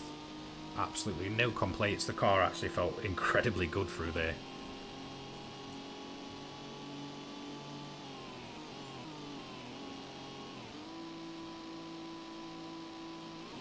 Hello. So 7 seconds over the next car there. Quite close for P2 in the championship. I'm pretty sure we're going to have another round here.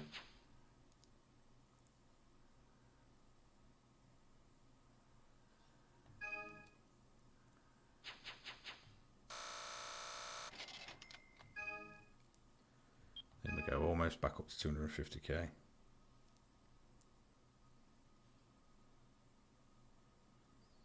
Watkins Glen was a superb addition. I agree with that. I really enjoy Watkins Glen. So yeah, we have one final round, and it's it. My most hated track, because of course it is. Can't always have nice things.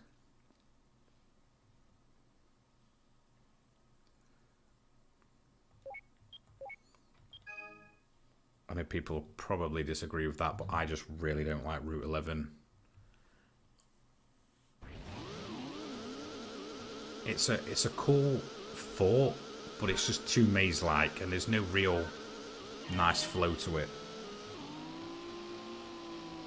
So once again, the concept car is going to drop off there.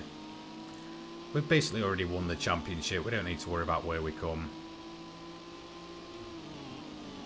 And I will be surprised if the Viper doesn't feel incredibly sketchy around here. Corvette almost crawling through there. And I can see why, because we're about to spin that.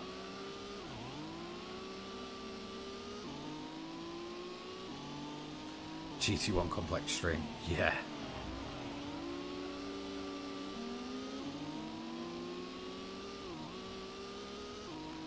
It's this part right here on the underpass that I absolutely hate. I'm wondering if the AI is even going to make it through there. So we're just going to sit behind the Corvette, see what it does. They do, funnily enough. The GTR losing a lot of time there, though.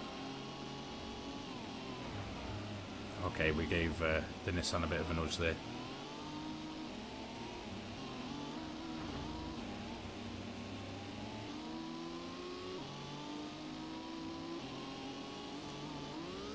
So, car getting all sorts of out of shape there. So one thing I have noticed is that the four-wheel drive AI here are incredibly strong.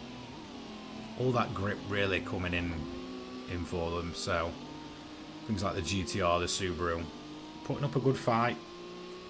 Definitely the quickest they've looked throughout this entire championship, as we just bumped the Subaru. And the Viper, once again, getting the rear end out.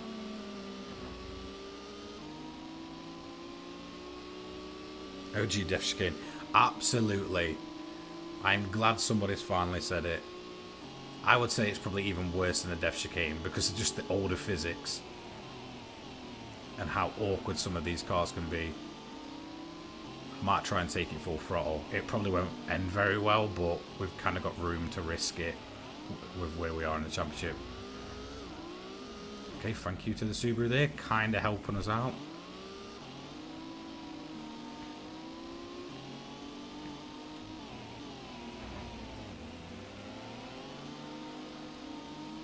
Okay, so we're coming up to it again. I don't know whether to just try full throttle. It probably won't work. We're probably not even meant to, but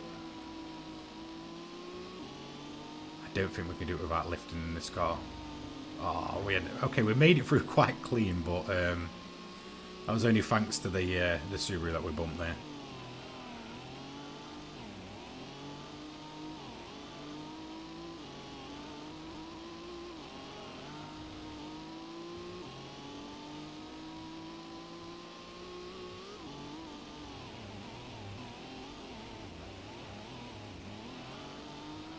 Always feel like that bit really throws the car off through that kind of small tunnel section.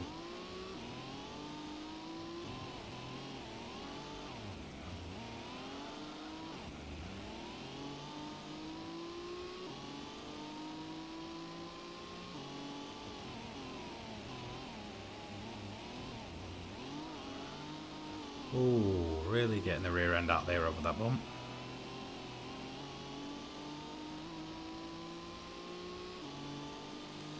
Continuing on, up and across the line.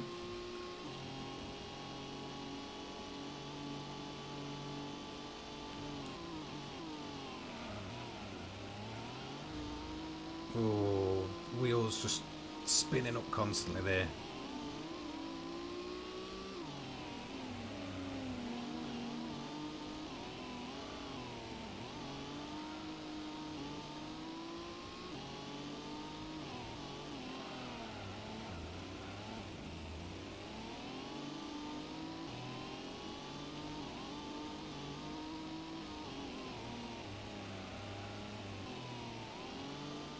Right, let's try and go full throttle. I don't care if we ruin our race here. Oh, okay. Yeah, no, not quite. Doesn't matter too much. Or if the car would want to stop spinning the wheels up now, that would be amazing. Okay, for some reason the Dodge concept car has actually managed to stay with the Lancer a bit there. Okay, so it turns out Dodge Viper racing mod, full throttle. Yeah, it's just not going to happen.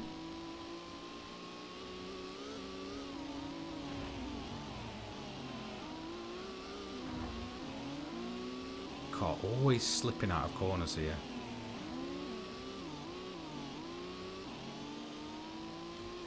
Always makes me wonder if they ever did any physics in terms of like cooler conditions at night.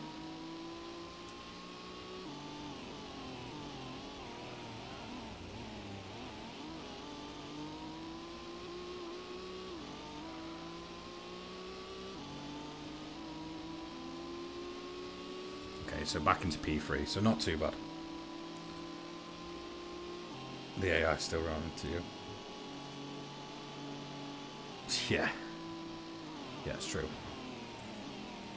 Track's not made for faster race cars. I wouldn't say so.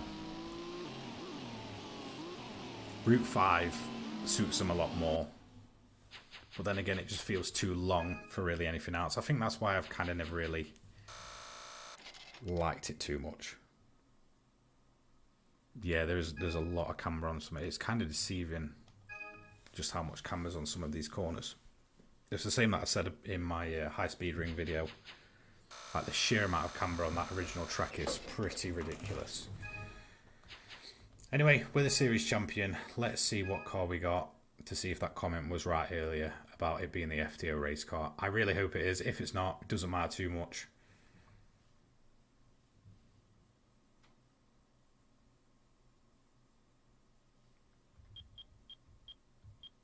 So let's just take a quick look. No, we've got the Viper GTSR. So, fair enough. We've got another Dodge Viper. I think we've used Dodge in every single race tonight. So I'm going to try and use something a bit different. We're just going to save it quickly, just so we don't lose any progress. Yeah. I mean, I really can't remember. And I think I don't know if it's region dependent. I don't know if depending on what region you play in will kind of depend on what you end up getting for prizes. Because I am on the US version here. Let's just have a look at Mitsubishi and have a look at their special models, because the car should be in there.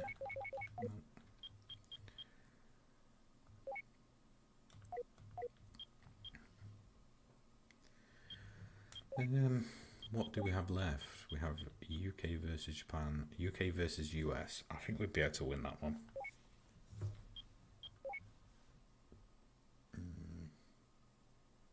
It's the same. Funnily enough, are all these the same then? All the same, just different countries. Yeah, they're all the same. Copy and pasted. I never ever noticed that. Mega speed. What's the info on that? Is that just high speed racing? By the look of it. So, okay, we're actually going to use the GTSR now then. I mean, that's 680 brake. 578. Yeah, let's just go for it. I think that's pretty cool. We're going to use a Viper for, the fourth championship in a row here. We're going to do UK versus US.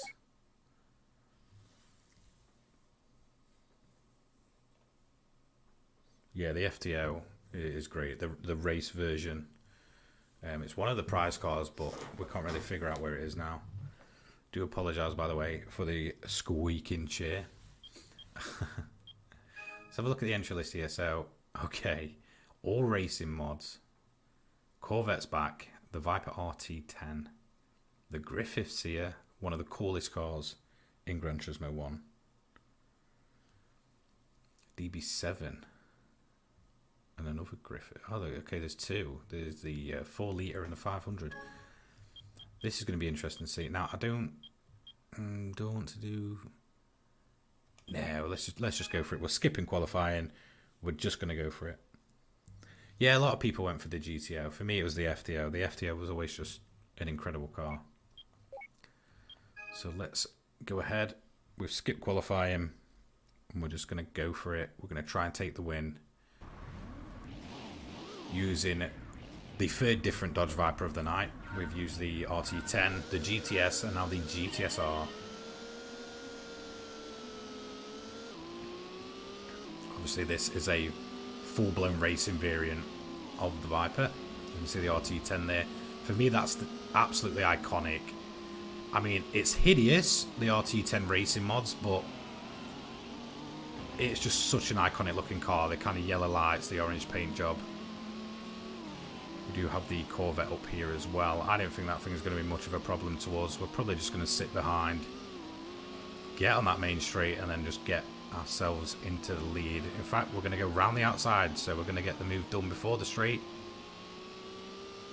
And should be able to clear both of those cars with relative ease, which we have done.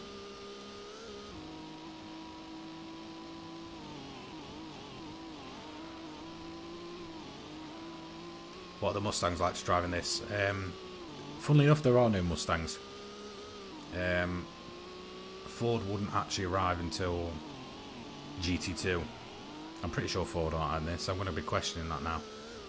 I'm pretty sure with American brands it was just Dodge and Chevy for Gran Turismo 1.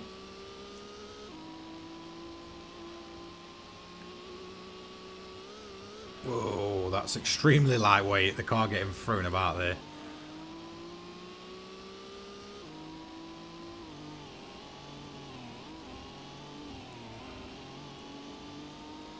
What's the game? Gran Turismo 1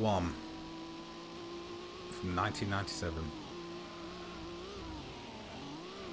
Okay, this car is extremely lightweight. It's just bouncing around everywhere. As soon as we touch a curb, and obviously the curbs are so aggressive at Trial Mountain, it just catches air. Even in the dip there. Although we do have an incredibly big lead over the rest of the field. Oh hey, Viper time. Sure is.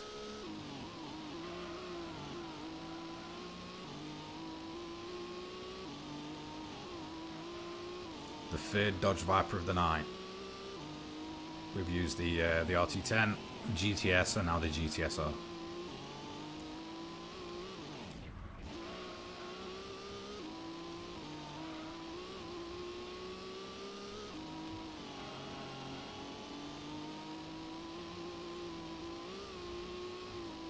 Try and dodge that curb there. Yeah, the FTO LM, absolutely an incredible car.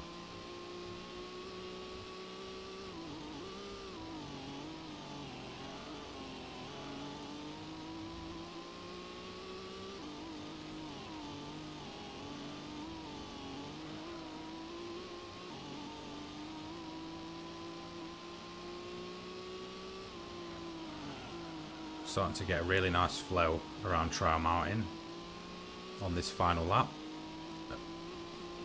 The Viper feeling good. Yeah, it may as well be the Viper stream. That's the only model of car we've used tonight. But it just shows how powerful this thing was back in the early Gran Turismos. It was the same in Gran Turismo 2. An extremely good car. In fact, the first time I ever saw a Dodge Viper was in Gran Turismo 2. all those years ago, and I just became obsessed with the things. There was just something to me about the kind of red with the white stripes, or the blue with the white stripes, or the silver with the blue stripes that just looked so cool.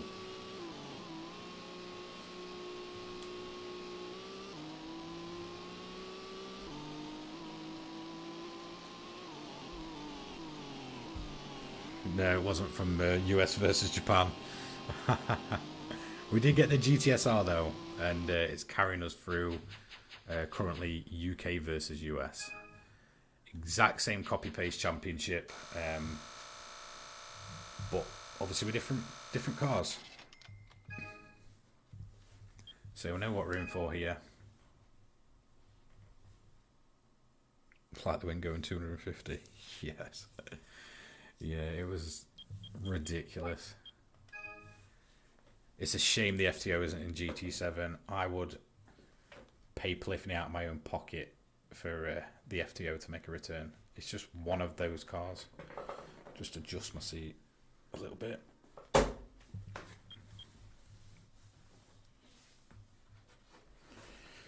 Okay, did we skip the qualifying? Yeah, I think we did. Let's go. Yeah, the FTO is just a seriously cool car. And you don't see many anymore. I think I said this in my last stream, but I was looking to buy one. Just because I've always fancied owning one. And there were some incredibly cheap ones about, but that was because they weren't running. And there was just basically none that were, you know, decent enough condition.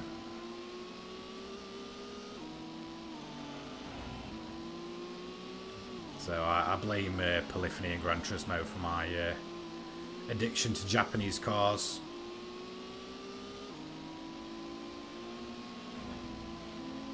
Okay, so this time around it's looking like the Viper's strong here, unless it's going to drop back. Okay, through the middle of the Chevy and the Viper.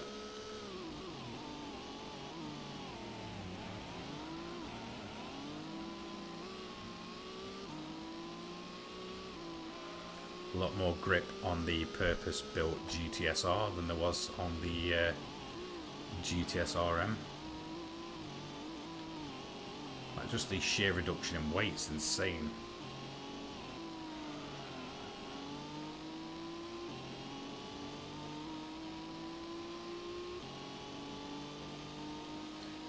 That was GT5 that had the Top Gear test track. That's always something I forget. Is that at one point in time Gran Turismo did have the Top Gear test track. I'm pretty sure it was Gran Turismo 5. They actually had a lot of licenses for that game. If I remember rightly, they had obviously the Red Bull fan car that came in for GT5. They had WRC, obviously Super GT, NASCAR, and I believe that continued into 6, but it was mainly a lot more prevalent in Gran Turismo 5.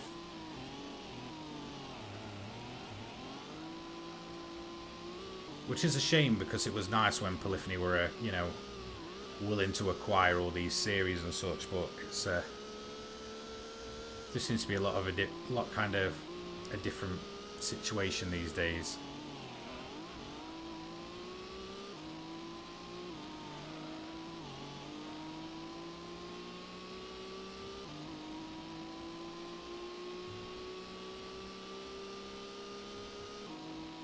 Like, when it comes to licensing cars these days, I'm not going to sit there and say I know anything about it. Of course I don't, but it probably is a really complex thing. But it's not like Polyphony with the backing of Sony or anything like that are going to be short on cash to go and get these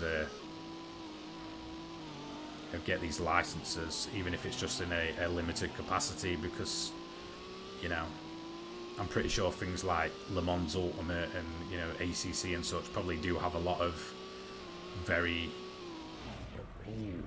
into the barrier there. Okay, the car's struggling to get going. I'm pretty sure the likes of, you know, Le Mans Ultimate and ACC have probably got, you know, sole licensing for certain cars, but there's probably a few that, you know, they could go and get their hands on, and it's just a shame they're not, or maybe they have and we just don't know yet. you know. Whoa, that Viper absolutely flying down the inside there. I mean, one thing they could probably never get away with today is the racing and sort of Le Mans modifications to cars, because although they look official in Gran Turismo 1 and 2, they weren't. They were just very, very close representations to the real thing, and they could probably get away with it back in those days, but I don't think it'd work like that today. They'd probably end up with a lot of lawsuits.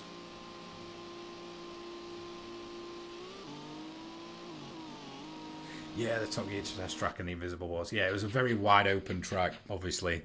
It was great fun, though.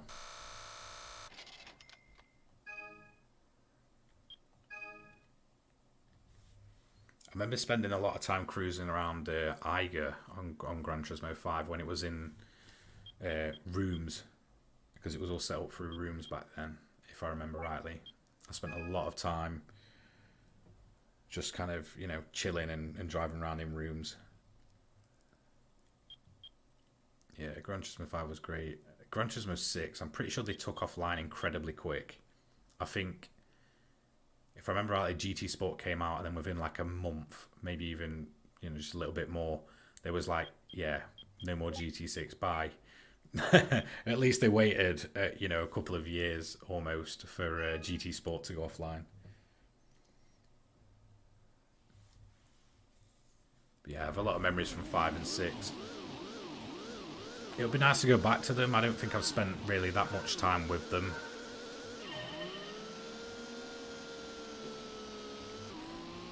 You know, obviously apart from the obvious with Gran Turismo 7, I've spent most of my time on the, you know, Gran Turismo 2 mainly and Gran Turismo 4, just because there's a lot of kind of mods available, so there's many different ways to play it.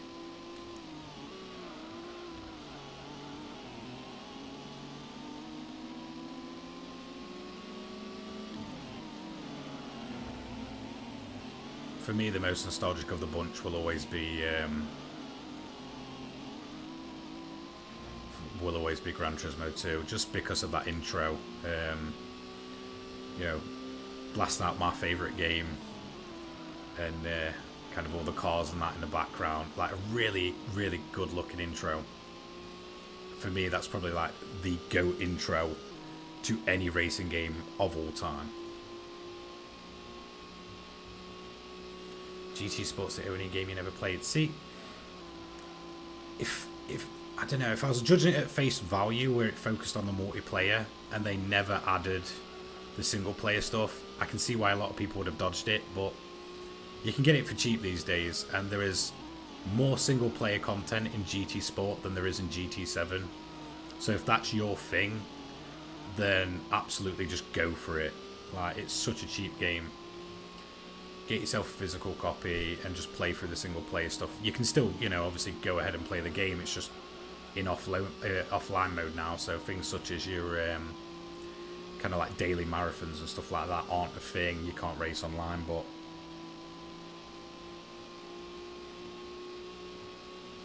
what's the chance of seeing him in Gran Turismo? Who knows? How long's a piece of string? You know, the only people that can answer that are Polyphony, and they wouldn't. They wouldn't tell you. I mean, from what I can gather, look, Polyphony are always going around getting resources for cars and such, and scanning a lot of different things. But you never know if it's going to come out in this game, the next, so on and so forth, or who knows, it might never ever come out. You know, a lot of these things are just resource gathering. One of the rumours I heard a couple of years ago is that they scanned the, is it the Formula One powered Renault minivan? Doesn't necessarily mean it's coming to Gran Turismo 7 or anything like that. It's just what they do.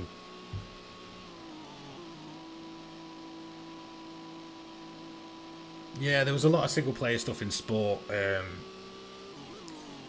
After about 2-3 months, I wouldn't say it's awful. Nah, I disagree with that. It's its own thing. And if you want a cheap Gran Turismo game to just sit and play for fun, then you can't really go wrong.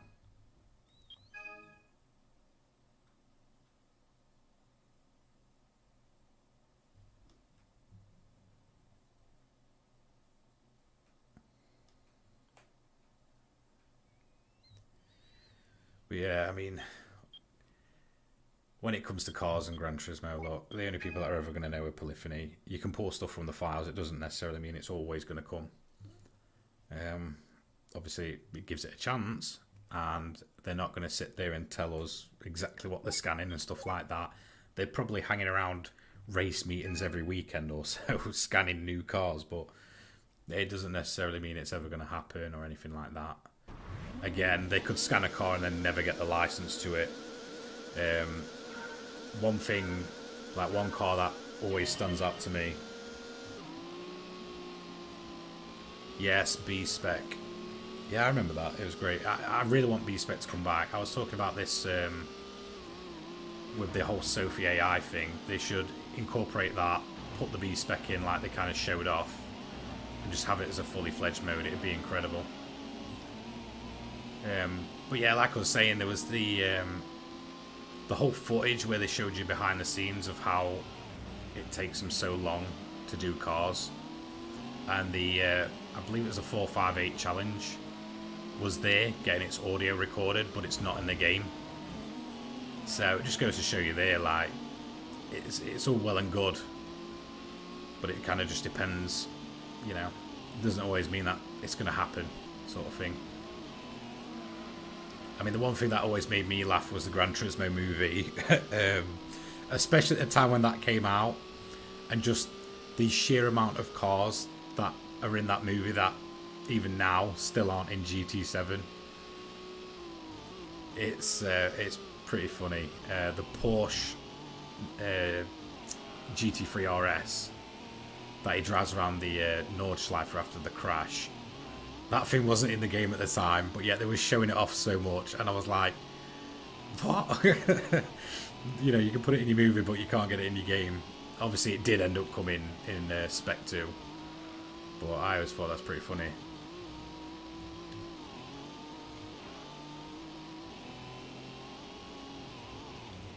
Whoa. Yeah, I mean, I agree that they didn't do enough in GT7 when the movie released. Like, it's kind of a big deal. And as far as movies about racing goes, it wasn't bad. It was a little bit cringy at times with the whole, you know, kind of introduction to it, how he ended up, you know, going for the GT Academy stuff. But in general, it was a really, really well acted and good racing movie. It was much more enjoyable than a lot of other, you know, car-based films, movies I've seen. It surprised me. I expected it to be terrible, but I think it probably actually did more for making Gran Turismo look good in recent times than GT7 has. So it was good. I enjoyed it. I think the main thing that annoyed me was when they were saying they were at certain tracks and they weren't. I believe there was at the Hungaro Ring and claiming it was Silverstone, and anybody that knows their tracks knows that isn't the case. And the races actually took 24 hours. Yes, I remember leaving a lot of my consoles on overnight for the 24-hour races, especially in B-Spec. Let's replay there. Yeah, they could have done. They could have done, but I mean, who knows how many people watched that movie that even owned a PlayStation or anything at the time. I feel like the people that were watching it were either people that, you know, kind of wanted to watch a movie about cars or were Gran Turismo fans anyway.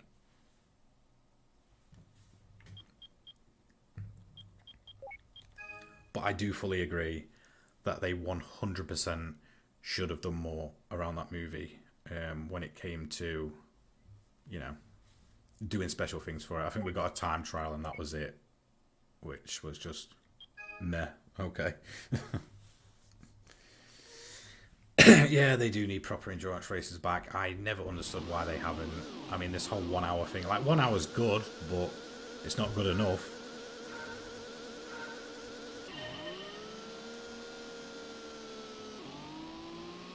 I feel like a lot of that kind of whole apology that they put out when Gran Turismo 7 was getting absolutely slammed at launch. Kind of got lost in translation, because one of the things they mentioned was, 24-hour endurance races, and then not long after that we get the 1-hour endurance races over a 24-hour cycle. And I feel like that might have just been kind of a mistranslation, and that was kind of all they were going to do. It's a shame. At the end of the day, one of the most iconic ones for me is the 4-hour Mazda Roadster at Tsukuba. They need these longer races at tracks, and them not doing it is just such a shame, because it's one of the biggest things about a Gran Turismo game. But I'll be totally honest, I mean, that started really having its downfall in Gran Turismo 6. We went from 24-hour races to 24-minute variants. It kind of started going down at that point. But when it comes to longer races, I mean, even, GT Sport had longer races than GT7. I'm sure there was a bunch of, 30, 50 lap races on that game, if I remember rightly. I mean, it's been a while since I went through them all, but I just felt like in general there was a lot longer, more worthwhile races in that game.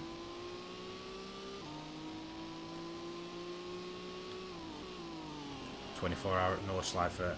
See, that's one thing that bugs me. I'm pretty sure Polyphony are a title sponsor for that series. Sorry, Gran Turismo. So why haven't we got a 24-hour endurance series in GT7, or race? It just doesn't make sense. It's all shortened and done through the World Series and stuff now, which is just a massive shame. Same with Pikes Peak. I'm pretty sure they're still the ones with the sole licensing, and yet we've got one Pikes Peak car in the form of the Scudo and no Pikes Peak to show. I get it's a bit different from your typical track racing that you see in that game, and they can't necessarily go and make a full track out of it. But if that's the case, at least put mission challenges in, a little bit like what we saw with Goodwood with the Festival of Speed back in Gran Turismo 6. There's plenty of ways to make it work. I mean, in GT6 we went to the moon, so there's no excuse for not putting Pikes Peak in there in some shape or form of a mission challenge.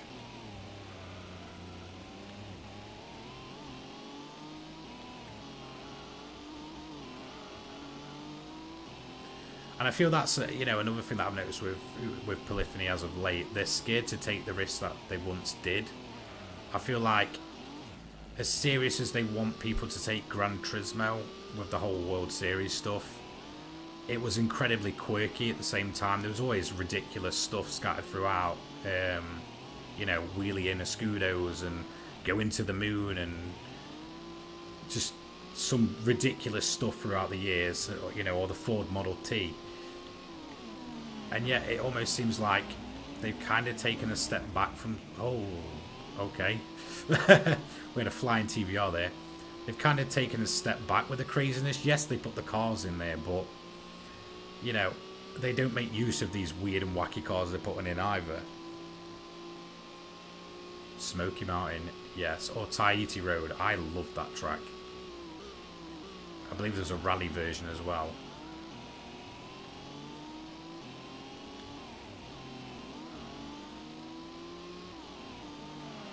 And we'll actually see more of that in Gran Turismo 2, which will be the next game that I go through and stream.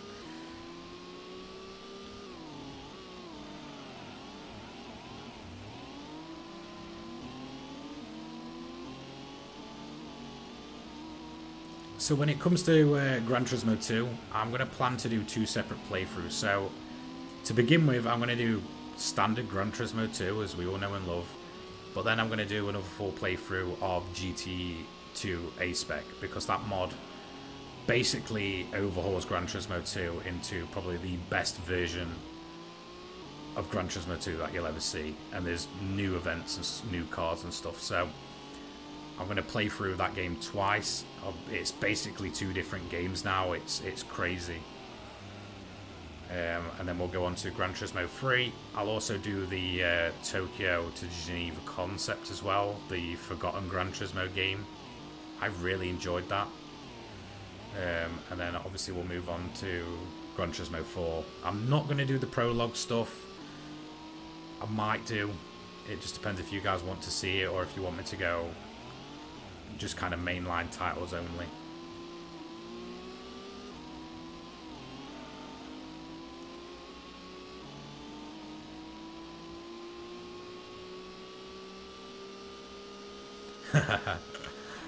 Yeah, exactly. In GT6 we went to the moon, so what's the excuse? Just go crazy, Polyphony. Don't take yourself too seriously.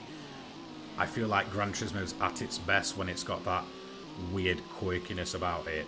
You know, it doesn't all have to be about the whole serious clean racing stuff. You know, people just want to see a Suzuki Escudo wheeling at 2,000 miles per hour or a Toyota GT1 flipping over the barrier at 3,000 miles per hour.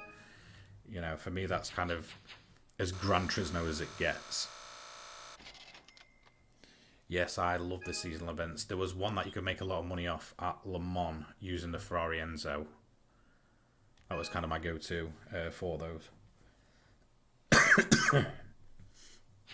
We have the 24-hour course. Yes, we do. We do have the 24-hour layout of the Nordschleife. But no 24-hour event.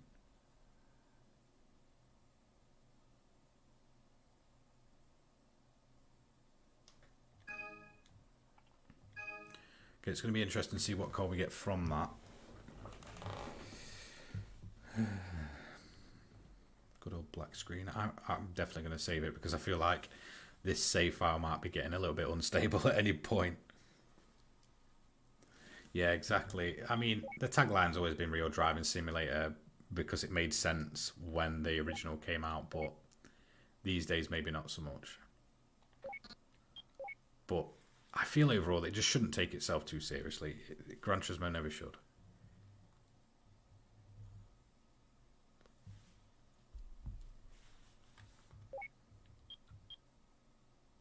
Okay, let's check out this next car. We got the RX-7 A-Spec LM Edition. That is one of the most beautiful cars in this game. I love that thing. And it has the 3 spokes. Visually, it's an incredible looking car. It's not the most useful, but I think it looks great, especially with that touring kit. Now, let's have a look. So we didn't get the FTO again. I'm not even sure we can probably get it on this version.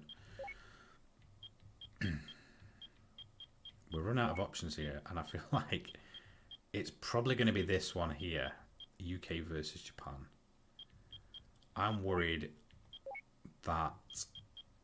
Okay, well, we've got the Chaser, which is 655 brake, or the RX-7, which is 570, 2,300 versus 2,700. See, I really want to use the RX-7, but I feel like it's not going to be very competitive, but it looks great. Let me just load it up and see what's going to happen. So yeah, exact same that we've just done.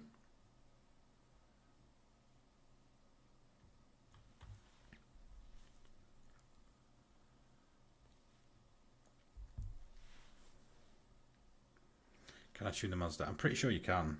I'm sure you can tune race cars in this game.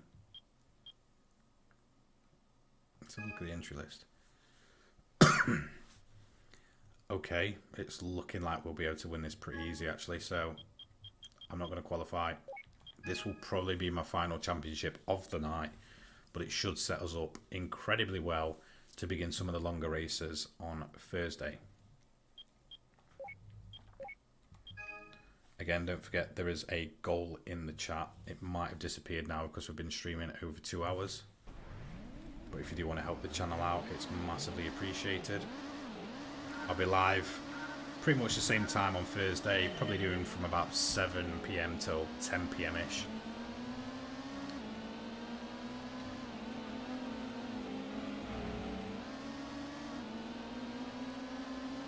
So, okay, the TVR really slow through there. I think all of the cars we're up against here are just racing modified cars, so they're just modified versions of the road cars. A little bit of a shortcut there, but no matter, we're ahead of the other RX-7 there. Incredibly tail happy, this thing. So I think we're probably going to be okay with this Mazda actually. It's surprisingly much more competitive than I expected it to be. Not as fast as a Viper, but feels really nice, looks incredible. And I love the touring kit on this thing. Like the front end of this Mazda. If I had to pick any Mazda to get in Gran Turismo 7 again, it would be this one.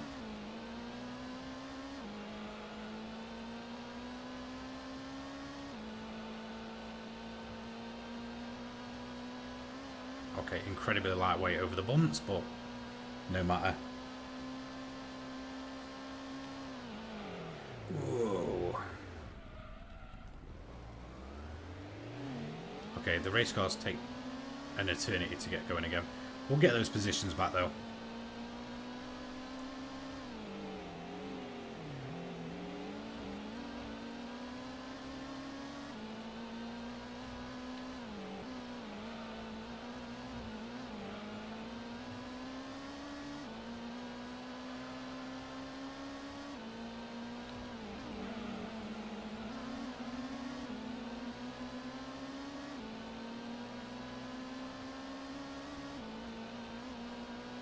So yeah, we're closing down on the leading RX-7 here pretty easily. Giving him a little nudge.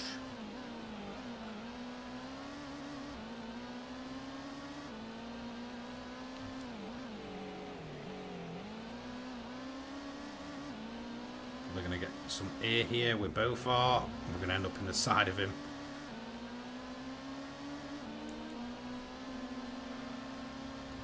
Nice to see the Mazda Speed logo plastered all over this car, as well as Castrol, I believe, yeah.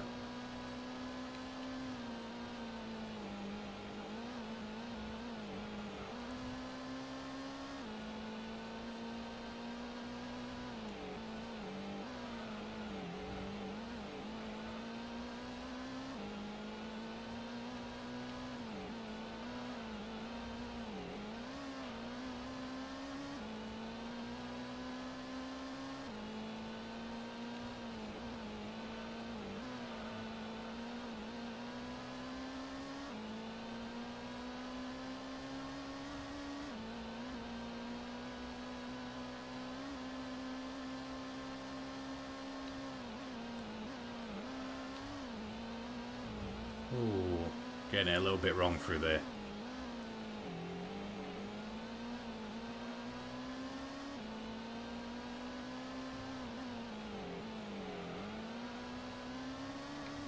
Okay, that RX-7 flying through there on two wheels. But I think we've got a good enough gap here to just bring it up across the line and take a relatively stress-free win. A little bit of an off early on. And a little bit of an off there, but we catch it, There we go.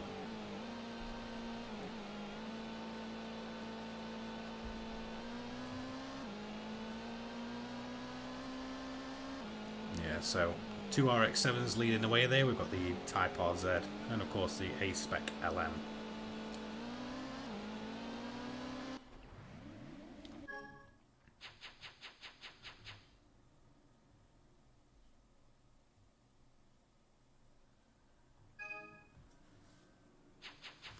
So it's all going to be the same payouts that we've seen with the last few as well. Obviously, the championship is copy-pasted 3 times, funnily enough, through different nations. So obviously, Japan US, Japan UK, and UK US. So once again, we're just going to skip the qualifying. Squeaky chair again. Let's go at Route 5.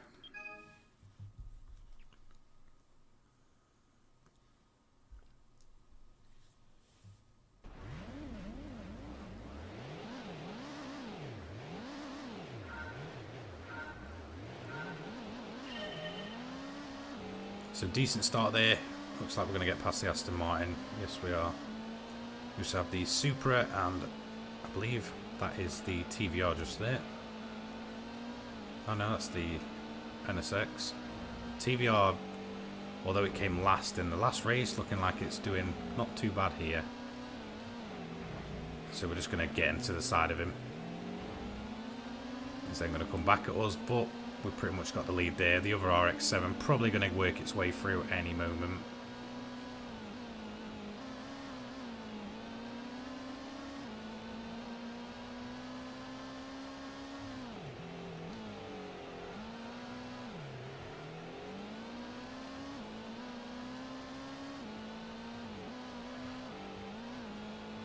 Ooh, another bit of air there.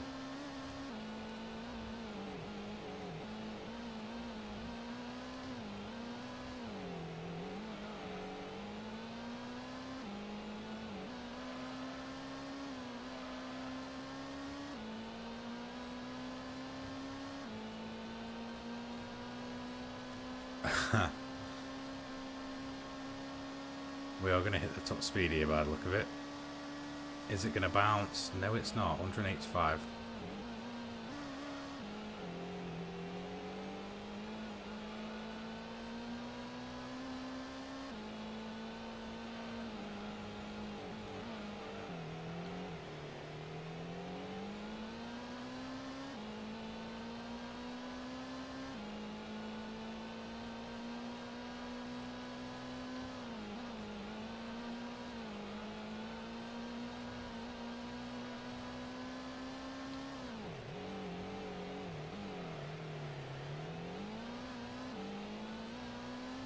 So, car feeling very, very good.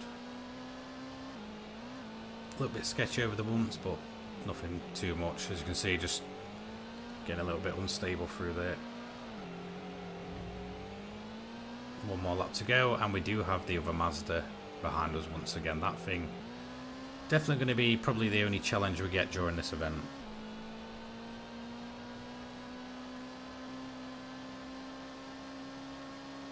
Seems to be a weird dip in the gearing for this car as it approaches about 7,000 RPM. It seems to just drop off. I don't know if it's just a sound.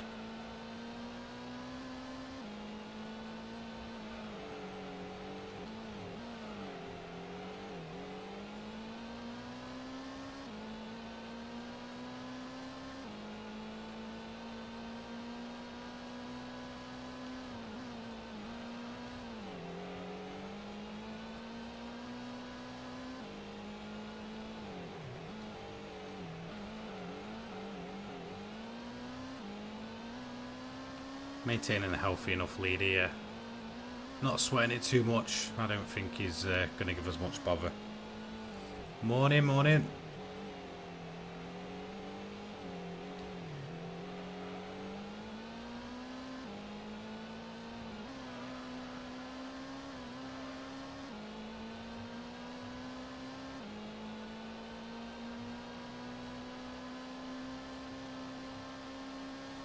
Thank you for the hearts there. But there we go. Another relatively stress-free win. No big offs.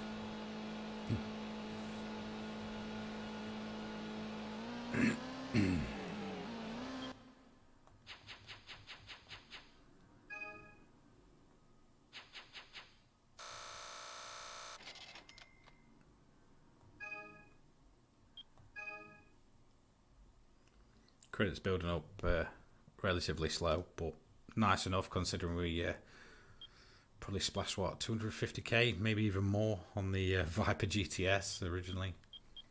So again, we're just going to skip that qualifying, move into the race. 3 more to go. So, what was it, 2 more? 3 more, I'm pretty sure. High speed ring.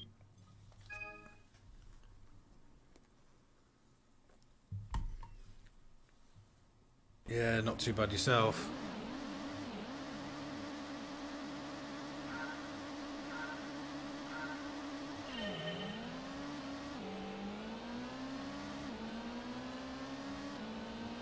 Again, the Aston Martin absolutely nowhere on the start. Probably spinning its tyres up all the time. as we end up getting a little bit of a wobble there. Just getting caught out by the camber, I think, just slightly. Definitely the Mazda not enjoying the heavy bankings here at the high speed ring. It seems to really be upsetting the car. As you can see, it's trying to get itself on two wheels constantly. Yes, this is the first non-Viper tournament of the night. We did, what, 4 in the Viper? And ran every single variant. And now we're running the RX-7. Yeah, as you can see, it just dips there just before it gets right to the top of the rev range. In terms of top speed, looking like the Supra has a fair amount of top speed there. Same with the NSX, as we end up catching the TVR. So the TVR's gone from a nowhere car to doing actually incredibly well all of a sudden. Drifting on through. Oh, once again getting a little bit out of shape. Which event am I playing? I am playing the UK versus Japan.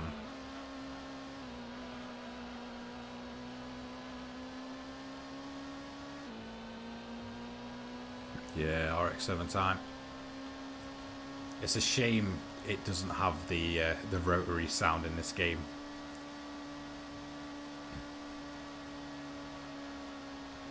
Again, yeah, the car definitely it kind of gets stuck on the low sides of the banking. It just kind of sucks itself in, which is really upsetting the car. But we are nearly done. Looks like we're going to take another relatively comfortable win, as the TVR is going to take P2. I'll be interested to see if the Mazda managed to hold on to P3 though, because that is the only car that can really be any type of rival to us.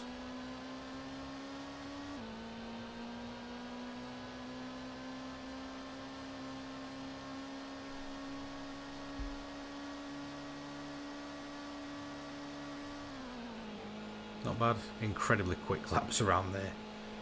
Yeah, the DB7 just nowhere. I'm surprised the NSX dropped back as much as it did. So, I'll be interested to see the points. So the Griffith was dead last in that first race, I believe, and it's kind of worked its way up there.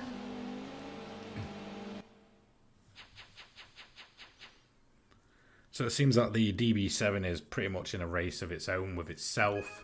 And then we kind of have the Supra and NSX battling it out. And then the TVR just kind of does what it wants on the day. It can't really make its mind up what it wants to do. If it wants to be a good car or a bad car. I'm guessing that one's very track dependent. And the other RX-7's just pretty solid. So, here we go. Grand Valley once again. Second to last race for the evening before we finish up the stream. Again, I do have the goals in the chat. I don't know if they'll still be there, but I am aiming to stream once again on Thursday night. Hopefully, you know, every 2 to 3 days, really. Trying to get maybe 3 to 4 streams a week in, going through all of these classic Gran Turismo games. So if that's your cup of tea, then yeah, feel free to join me through all the episodes as we go ahead and beat every single one of these games.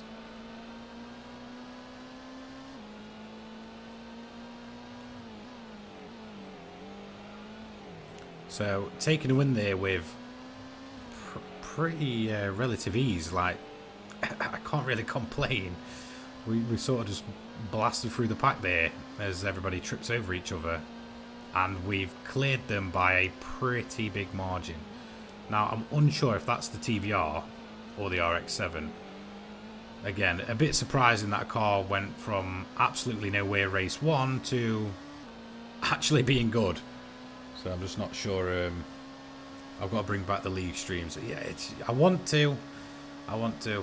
I'm tempted.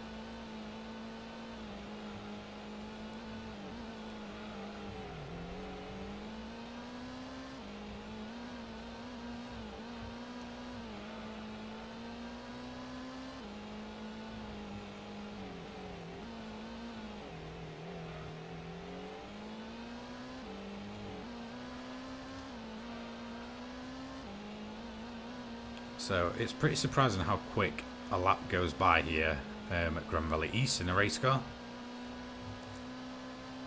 Yeah, and we are way, way ahead. Okay, so the AI is incredibly... Okay, I mean, I'm saying that as I'm crashing, basically.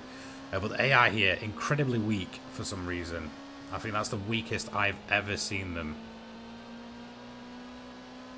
I mean, they're just nowhere.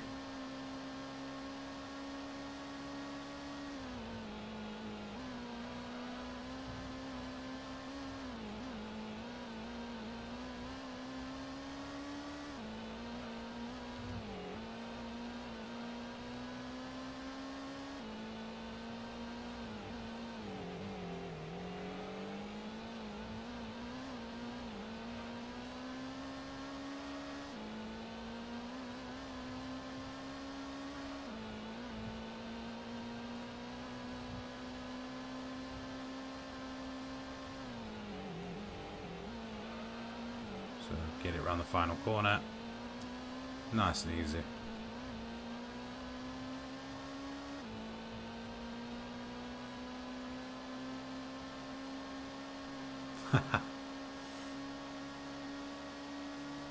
Yeah, good joke. Yeah, they did get the Dodge concept car treatment. Oh, here we go. This is it. The car puns. They're all beginning.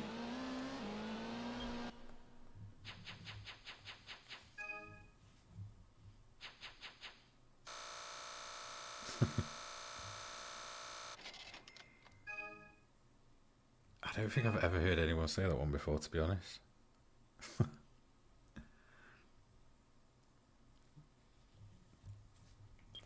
That's it. I feel like, you know, towards the end of the stream, it's just going to be car puns.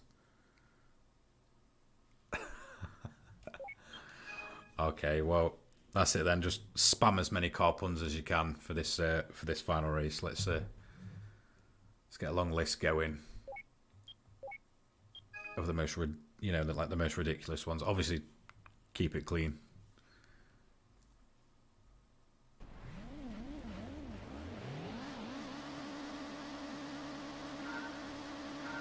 So here we go, special stage Route 11. And no change here with a DB7, that thing's gone. Ha ha ha ha. Yeah, well, nice one, Disruptor. Yeah. Jeez, it's like going with a dad joke, ain't it?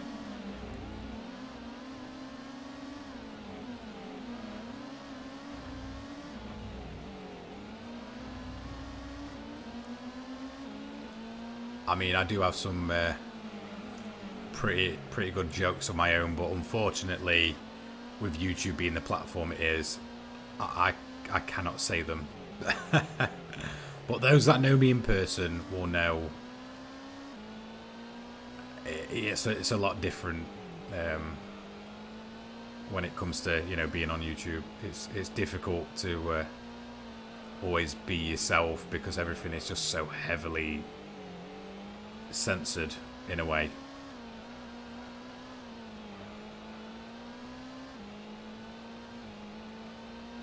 Okay, I'm trying to look at these jokes while going around probably the most awkward track in Gran Turismo 1. So let me see. Okay, we're getting on to us. When I get on the straight, I'm going to be looking at a few more.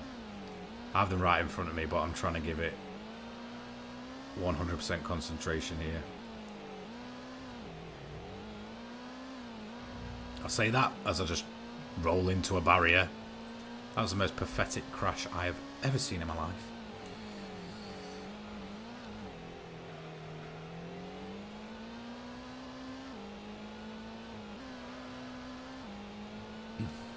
Okay, so while we're on the straight, let's have a look then.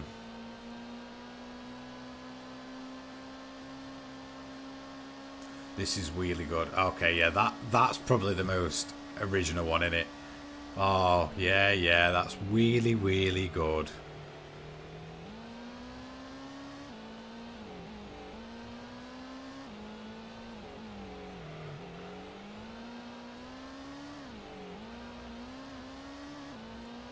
Alright, if we're going for bad jokes then.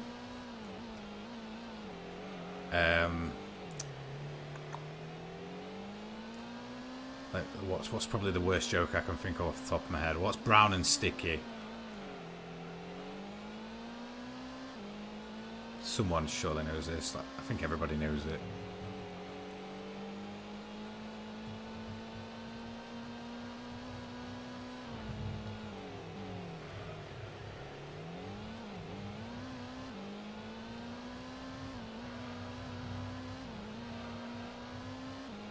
Yeah, stick. Yeah, yeah.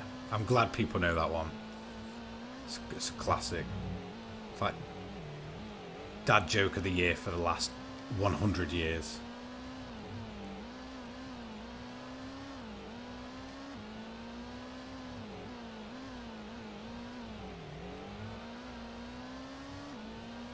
Okay, at least this is making Route 11 a little bit more enjoyable.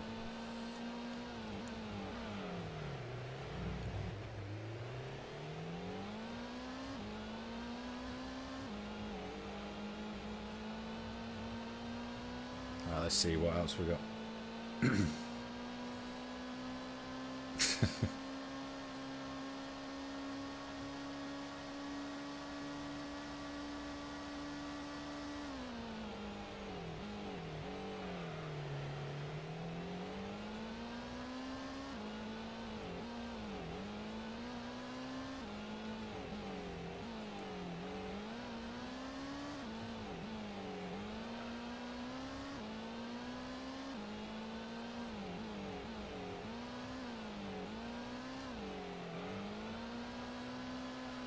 Oh, okay, that was a decent enough drift.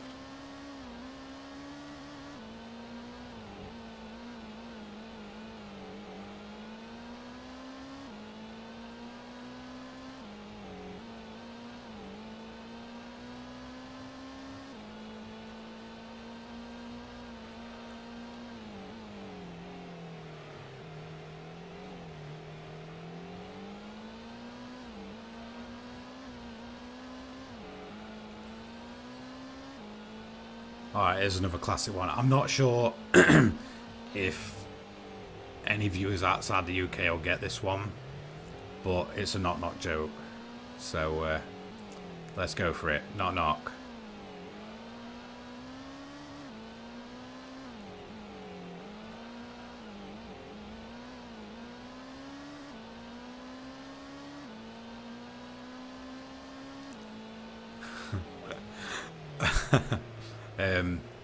Doctor. Okay, I forgot to take the car out of fourth gear there.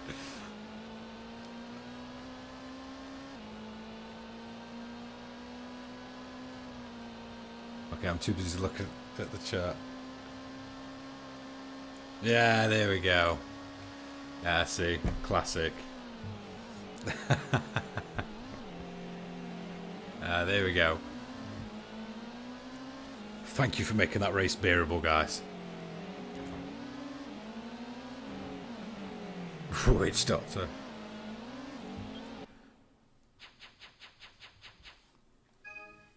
Okay, I think that completes the championship.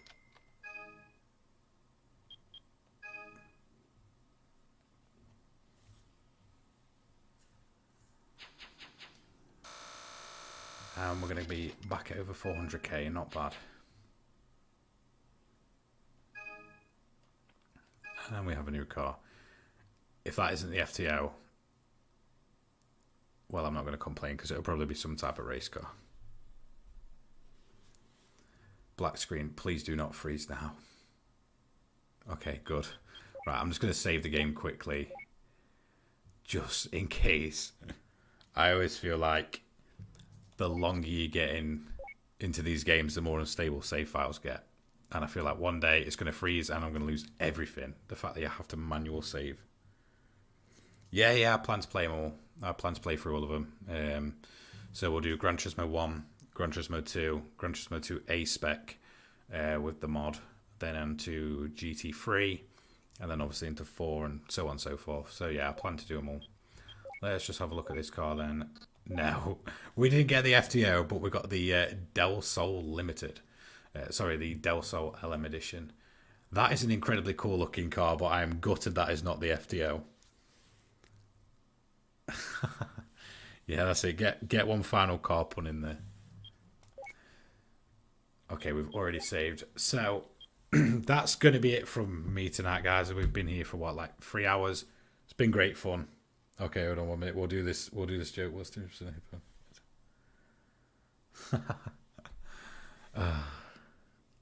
yeah, cracking jokes. Yeah. Anyway, it's been great fun. I've really enjoyed it tonight. I am going to be live again on Thursday night, same time. So I'll start at 7 p.m. and then we'll go till 10 again. So massive thank you to each and every one of you. Really enjoyed it. Again, be sure to be there. We'll chat away, play a bit more of the original Gran Turismo, and hopefully get into some of those longer races next time. Massive thank you to every single one of you. Take care, guys.